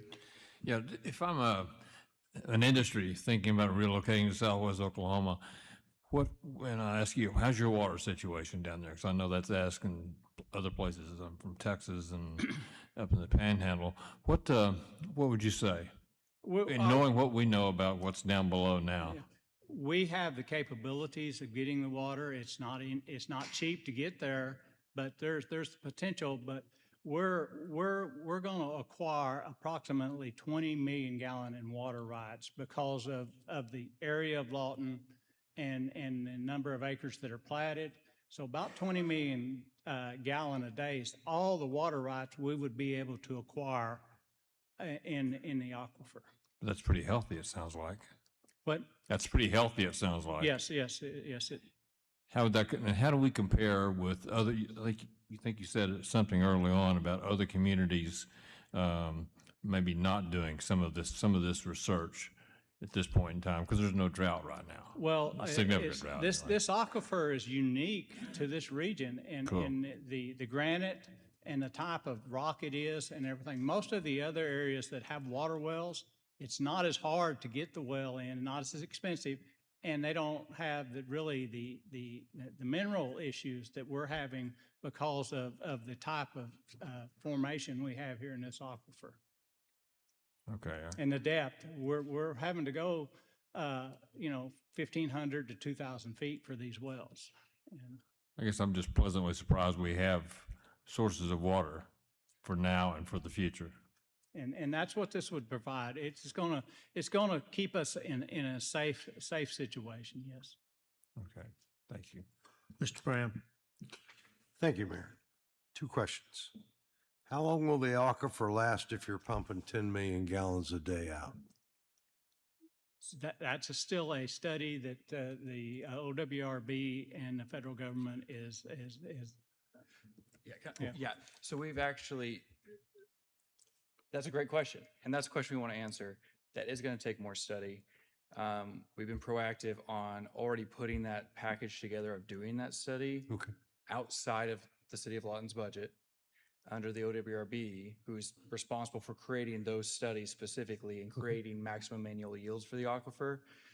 That is currently in another federal bill that will hopefully be passed later this year and then funded next year to begin that work. Okay, but in your best estimate, at least it would be 24 months before we sucked it dry. Oh, yes. Okay, so that takes care of one problem, because 24 months would be about the max of the drought. The next thing I got, you drilled a bunch of wells and you're gonna run a bunch of pipe. But you can't use it until you build the plant. Is that correct? That's correct. So we got wells, we got pipes, but we can't use it. Okay, one of the things, each well, the wells are, we got the pipes to get it to the plant. Yeah. Each well, like HUD 5, it's at the soccer fields. Uh-huh. At some point, and I understand there's that starting to transition and thoughts of use of that part, but that would be eligible for irrigation there to not use potable water. Okay. And I that's- understand you could this make right here it, can be used for irrigation without this treatment. you could make it gray water for something else Yes, and yes. reduce our Yes. potable water. Yes, Okay. and reduce the demand of our potable water. So it seems to me logical not to drill the fourth well and start building the station if you're trying to build something for the future. Because I think you said 30 months, the drought will be over time you get the new water station built. And we'd have to pull that trigger 30 months. And it's really electrical equipment and everything. The building and what I think we would want to do is once we get that design finalized, is possibly stage that. Is some of that long lead time, what's the long lead time equipment and the building itself, maybe that can be staged and use some of this grant funding to do the building and the piping for that treatment plant and not set the technical equipment in Yeah, there. the green sand, the RO machines. And the RO units until, say that till the time, and that shortens that window. Yeah, okay, thank you. I like the way you think. Randy? Just wanted to do a little history to make sure my thoughts are still right. Way back when this all started, part of the timing issue was that when we're completely full, all the lakes are full, and it quits raining and it never rains again, we got 4 years Correct. until we're dry. And so that was why we thought to drill the wells, lay the pipe, keep that treatment plant on the shelf because we don't know what rules are going to change between now and when we need it. So we would have the shell maybe, and then we could outfit it when we got ready to do it in a period of 30 months. At that time, it was 15 months or 18 months. And I think that staging that, we can get that down to about that 18 months if we're looking at that, staging it that way.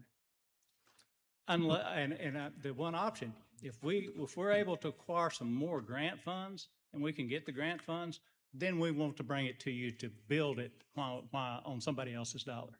So by the way, the grant numbers went so fast I couldn't add them up, but it sounds like a lot. Maybe you can add them up for us real quick, and then I want to commend you all for getting that in federal bills and making things work. So how much is the total grant? The total grant dollars we have acquired for the alternate water supply is almost $40 million. Almost 40 million. Okay, so what we need is a decision. We need a motion that covers the, The next item the next item on the agenda is to authorize the modification of the contract to move to final design. Where do you want the decision on the fourth well? You just want it added to that motion? Yes, you can add it to that motion. Okay, so no action on this. I need to read the next one? Yes. Okay, item 37, consider to take action in approving amendment number 10 to the water reuse and feasibility study PU 1409 alternate water supply with Garver to add, remove, and modify multiple tasks in the project scope for a total addition of $3,411,044.98 to continue toward the project goal of developing an alternate water supply utilizing groundwater in lieu of drought-prone surface water to maintain consistent service of potable water to citizens of Lawton, Fort Sill, and surrounding communities. Rusty. Yes, this is the modification of their contract to actually move from the testing and trial and search phase to the final design of the well houses, the pumping system, the conveyance system, and the design of the treatment plant. Questions or motions? Mayor, I have a question. If council were to approve this amendment for this well, what milestone will the city achieve in guaranteeing that water supply, I guess is my question. Does that make sense? Well, we'll let the We have, professionals. What major, what policy changes maybe or decisions are we going to be faced with before council sees this project completed? to complete the project, this will get the design completed. And with the grant funds, we should have enough money to build everything here to today's dollars. Now, if we delay it, there may be some additional funds needed, and we're hoping to acquire some more grant funds to help offset some of those delays. If we delay building the treatment facility, we're hoping to get some more. But right now, we have before the Water Resources Board, the water rights, and once we acquire those water rights, and then we have the wells in place, that lets us complete those wells, and it locks us down on our water rights. Yeah. So Bob, did that answer your question? Seems, okay, good. Yeah, we'll have bidding and construction services for the actual treatment plant, which was never in the initial authorization for engineering. And then there'll be a construction package for those well houses, the conveyance. That's in Those will be this. separate. That's in this. The actual construction. Ms. Williams, You said it'll cost 30 million to build the plant? It costs, right now, the estimate's 40 million, and I have it.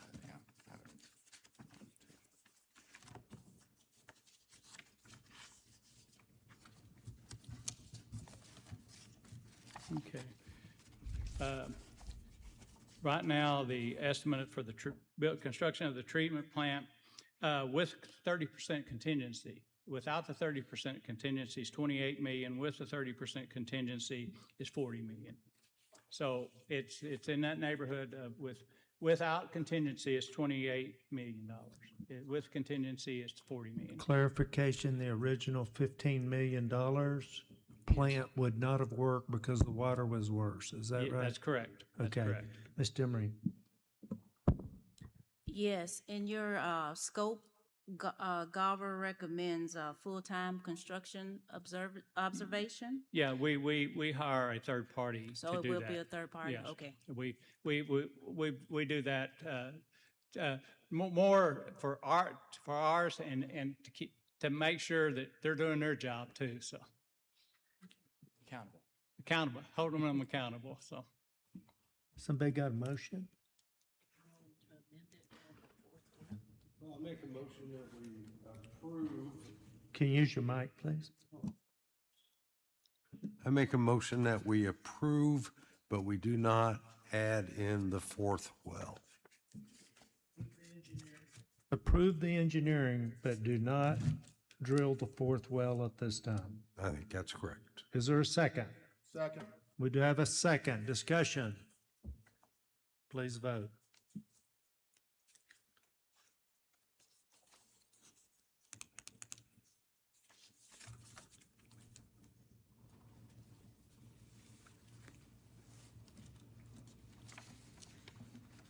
Motion carries 8-0. Thank you, guys. That brings up 38. Consider rejecting the bid received on June 16, 2026 for engineering project PR 2308, Elmer Thomas Park Amphitheater and Boardwalk, and authorizing staff to work with the design engineer to revise the project bid documents and re-advertise the project for bids. Sneoff. Good evening, Mayor and Council. We opened bids for Elmer Thomas Park, Amphitheater and Boardwalk, 16th of June. We only got one bid, and it came in to be really higher than our budget. Our budget was $23.5 million. The base bid came in around $49.67 million. With all the alternates, it's around $78 million. So what we're going to do, we're going to go back to the drawing table, get with the architect, and repackage and bid it to make sure that we are still within budget. Okay, so you're gonna go back to the drawing board, break this up.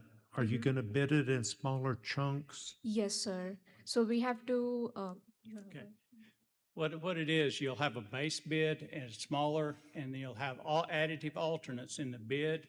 And those additive alternates, based upon what the budget is, to add and we will bring to council for what they want to add, for what those items cost, so that we can let council make the decision on what items they want to add to that base bid to get it within the budget that the council has. Okay, what is your estimated time to bring back to council? It's probably a 60-day turnaround. Okay. Council questions?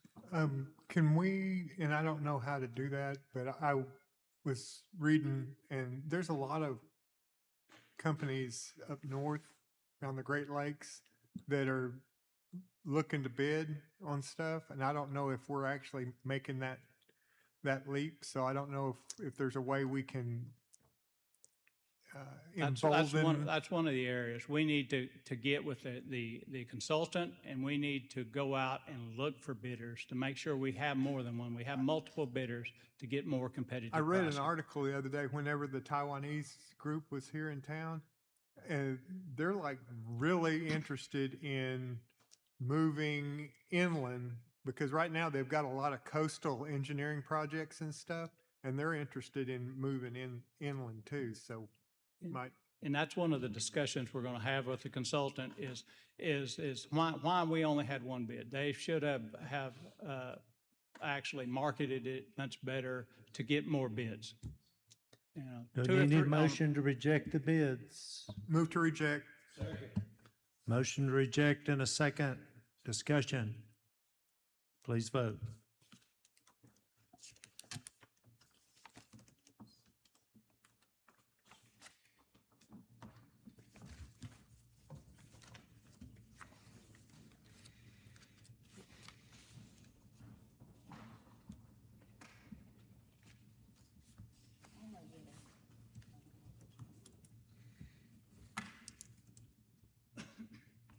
Just give her.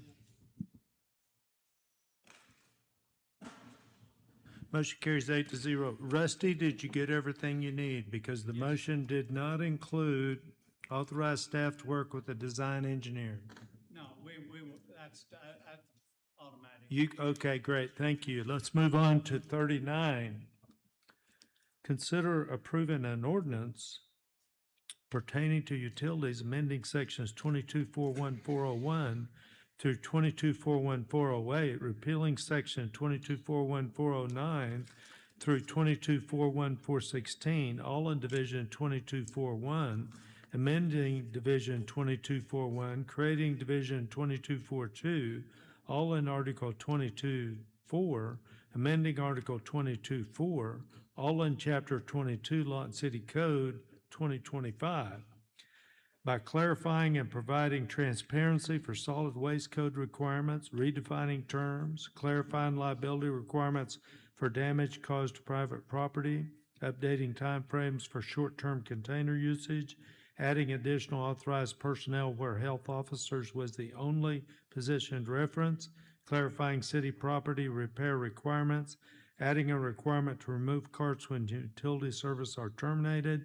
setting a standard solid waste set-out guideline as a definitive source for the approved solid waste guidelines, clarifying the available rate, service refusal stipulations to include landfill services, requirements for commercial and industrial customers to keep their site clean, adding approved payment methods, setting aside tipping fees for city-controlled, dangerous and dilapidated deliveries, providing for severability, providing for codification, and establishing an effective date. Michael. Well, we wanted to complete the trifecta for the newly merged Public Works Department. We had engineering, public utilities, and now Public Works as our business item. So long story short, this is a complete rewrite of our solid waste code. We received direction to take out the financial areas that were in 22-1, move them into 22-4. When we got to doing that, we said, well, we need to restructure this because it doesn't make sense in how it currently is if we were to just to add those in or shoehorn those in somewhere. So we started restructuring it. Well, if we're going to restructure everything, we're going to have to retitle everything. We might as well rewrite the code to make it more transparent and easier for citizens to read, add in anything else that anybody has, mentioned over the last couple of years for solid waste. So that's what this solid waste code rewrite does. We included an attachment that, because we know this is a large change, we include an attachment that referenced old code whenever there was old code and new code, and then we made comments in there to say why we made that change, try to make it a little bit easier for everybody to understand, to include our media partners when they inevitably make an article about this. So open for any questions that you guys have on any of the changes that we wrote. Can we have a motion for approval, waive the reading of the ordinance, and read the title only? So moved. Do we have a second? We have a motion and a second. Discussion. Mr. Uyghur. Thank you, Mayor. Mr. Walters, a question that I have is, what is the most significant change contained in this ordinance that would change the citizens' responsibilities, rights, and their interactions with the city? The most significant. So the most significant would probably be taking out the solid waste set out rules out of code itself, and instead we'd be moving them into an actual document that was available. Citizens can obtain that. We currently already have that published on our website. We also have that available. We print that off. Oftentimes we'll bring that out to elderly residents, or if it's somebody that doesn't have internet access. But that becomes the source of how to set out solid waste, instead of trying to find their way through city code, trying to figure out the exact legal terminology, like, oh, it needs to be 5 foot or it needs to be 10 foot in this circumstance, which really convolutes the code a lot. So having those solid waste set out guidelines as the definitive source is probably the biggest significant change that we had in that. All right, thank you. Please vote. Oh, we got to read the title. Sorry, Jerry. An ordinance pertaining to utilities amending sections 22-4-1-401 through 22-4-1-408, repealing sections 22-4-1-409 through 22-4-1-416, all in Division 22-4-1, amending Division 22-4-1, creating Division 22-4-2, all in Article 22-4, amending Article 22-4, all in Chapter 22, Lawton City Code 2025.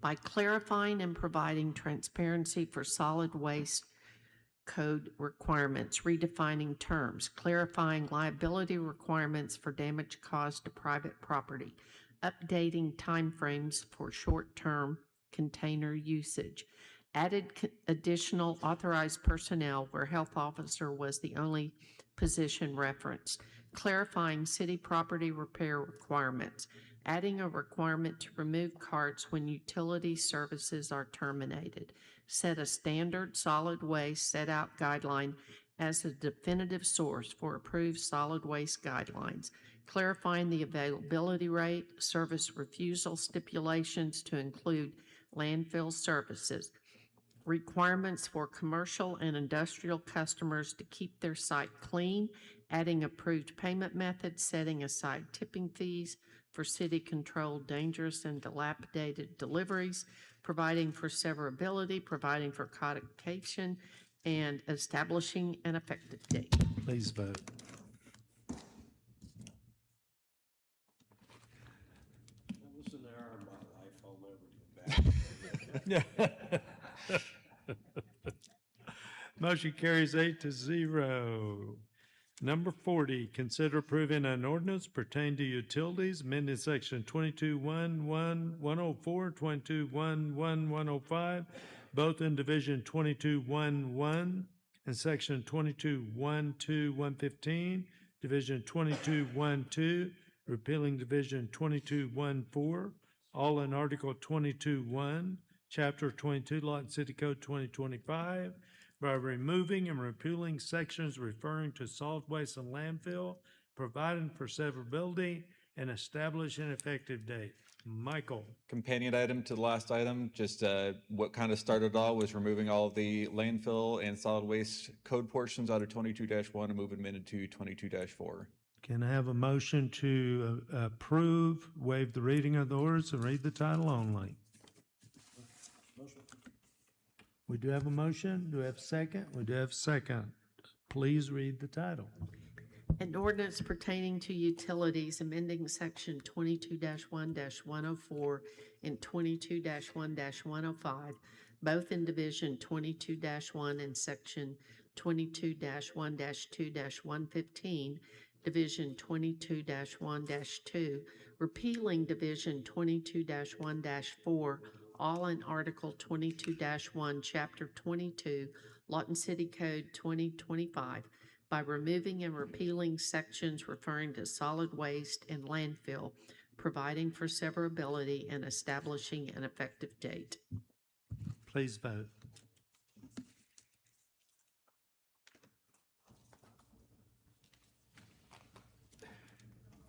Motion carries 8-0. Can I have a motion to go to executive session? So moved.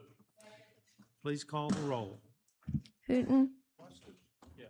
Epps, Yes. Brown, Demery, Hampton, Weiger, Williams. Yes. Warren.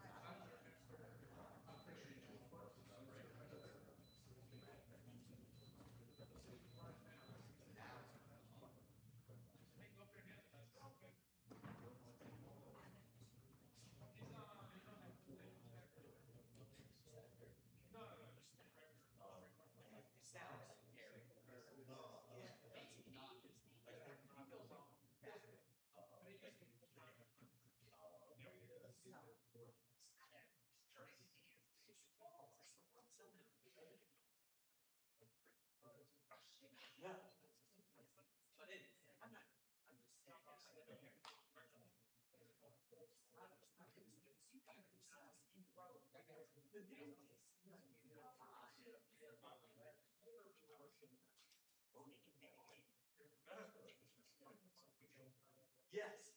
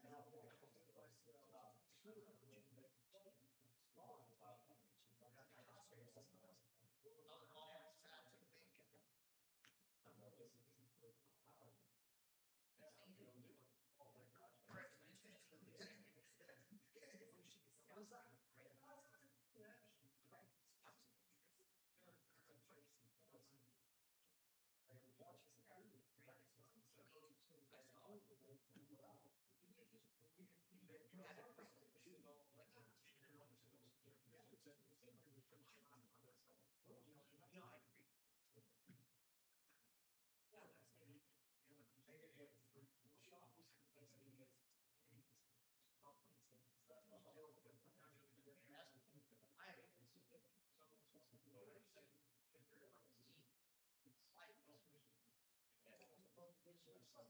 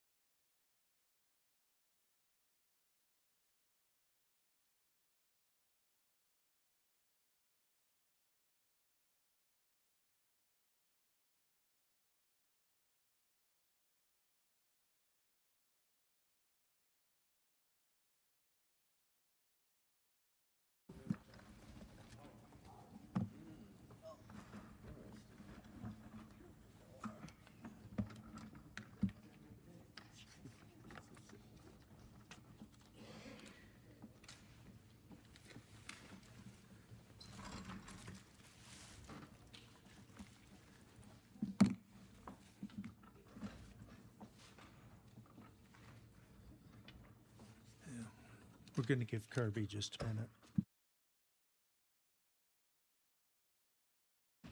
Okay, we're back from executive session. Can I get someone to make a motion? I have a motion and a second. Please call the roll. Hooton. Epps. Brown. Demery. Hampton. Uyghur. Williams. Present. Warren. Executive session item number 41. Jerry? Pursuant to Section 307B.4, Title 25 Oklahoma statutes, the council convened an executive session to discuss the pending action in the United States District Court for the Western District of Oklahoma titled Andre Wilson versus City of Lawton et al., CIB 26-1581-JD. Mr. Mayor, action is needed.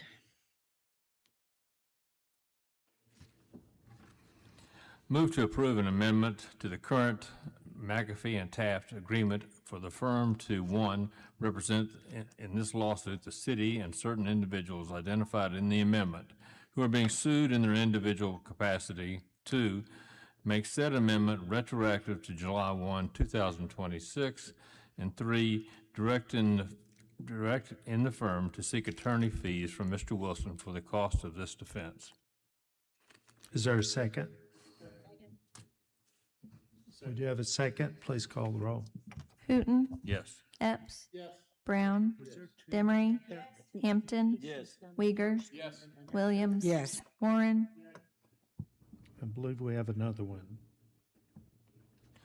Move to approve an agreement with the law firm Collins, Zorn, and Wagner for the firm to, one, represent in the lawsuit certain individuals identified in the agreement who are being sued in their individual capacity. Two, make said amendment retroactive to July 1, 2026. And three, direct the firm to seek attorney fees from Mr. Wilson for the cost of this defense. We do have a second. Please call the roll. Hooton. Yes. Epps. Yes. Brown. Demery. Hampton. Uyghur. Williams. Yes. Warren. Executive session item number 42. Jerry? Pursuant to Section 307B.4, Title 25 Oklahoma statutes, the council convened an executive session to discuss the pending action in the United States District Court for the Western District of Oklahoma titled Aaron Shugard versus the City of Lawton et al., CIB 26-1302-SLP. Mr. Mayor, action is needed on this item.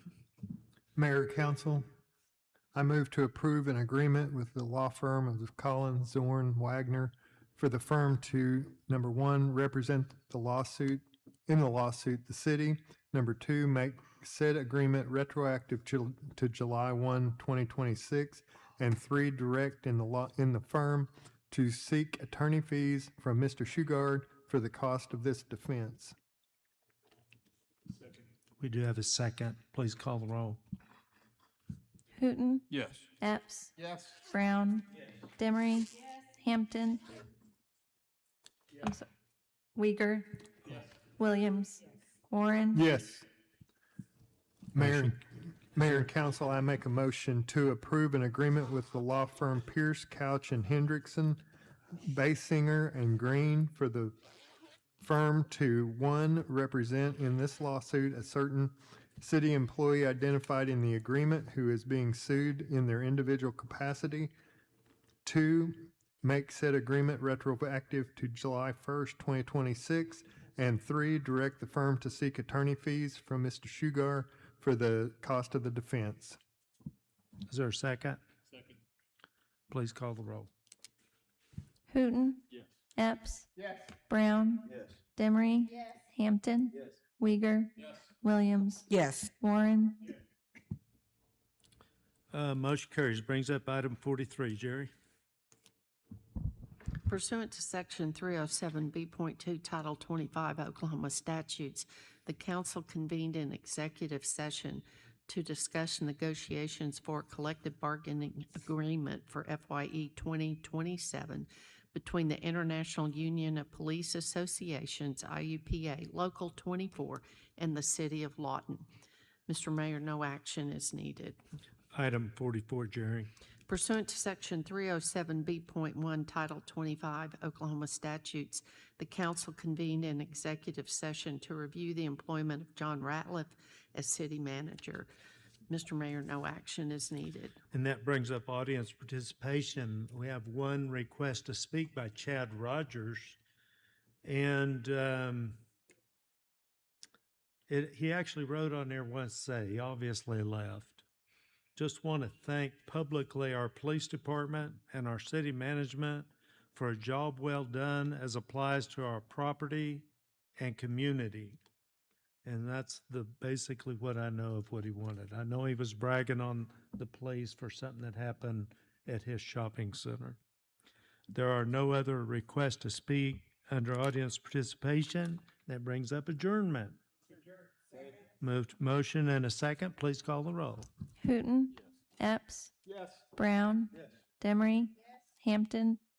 Uyghur. Williams. Warren.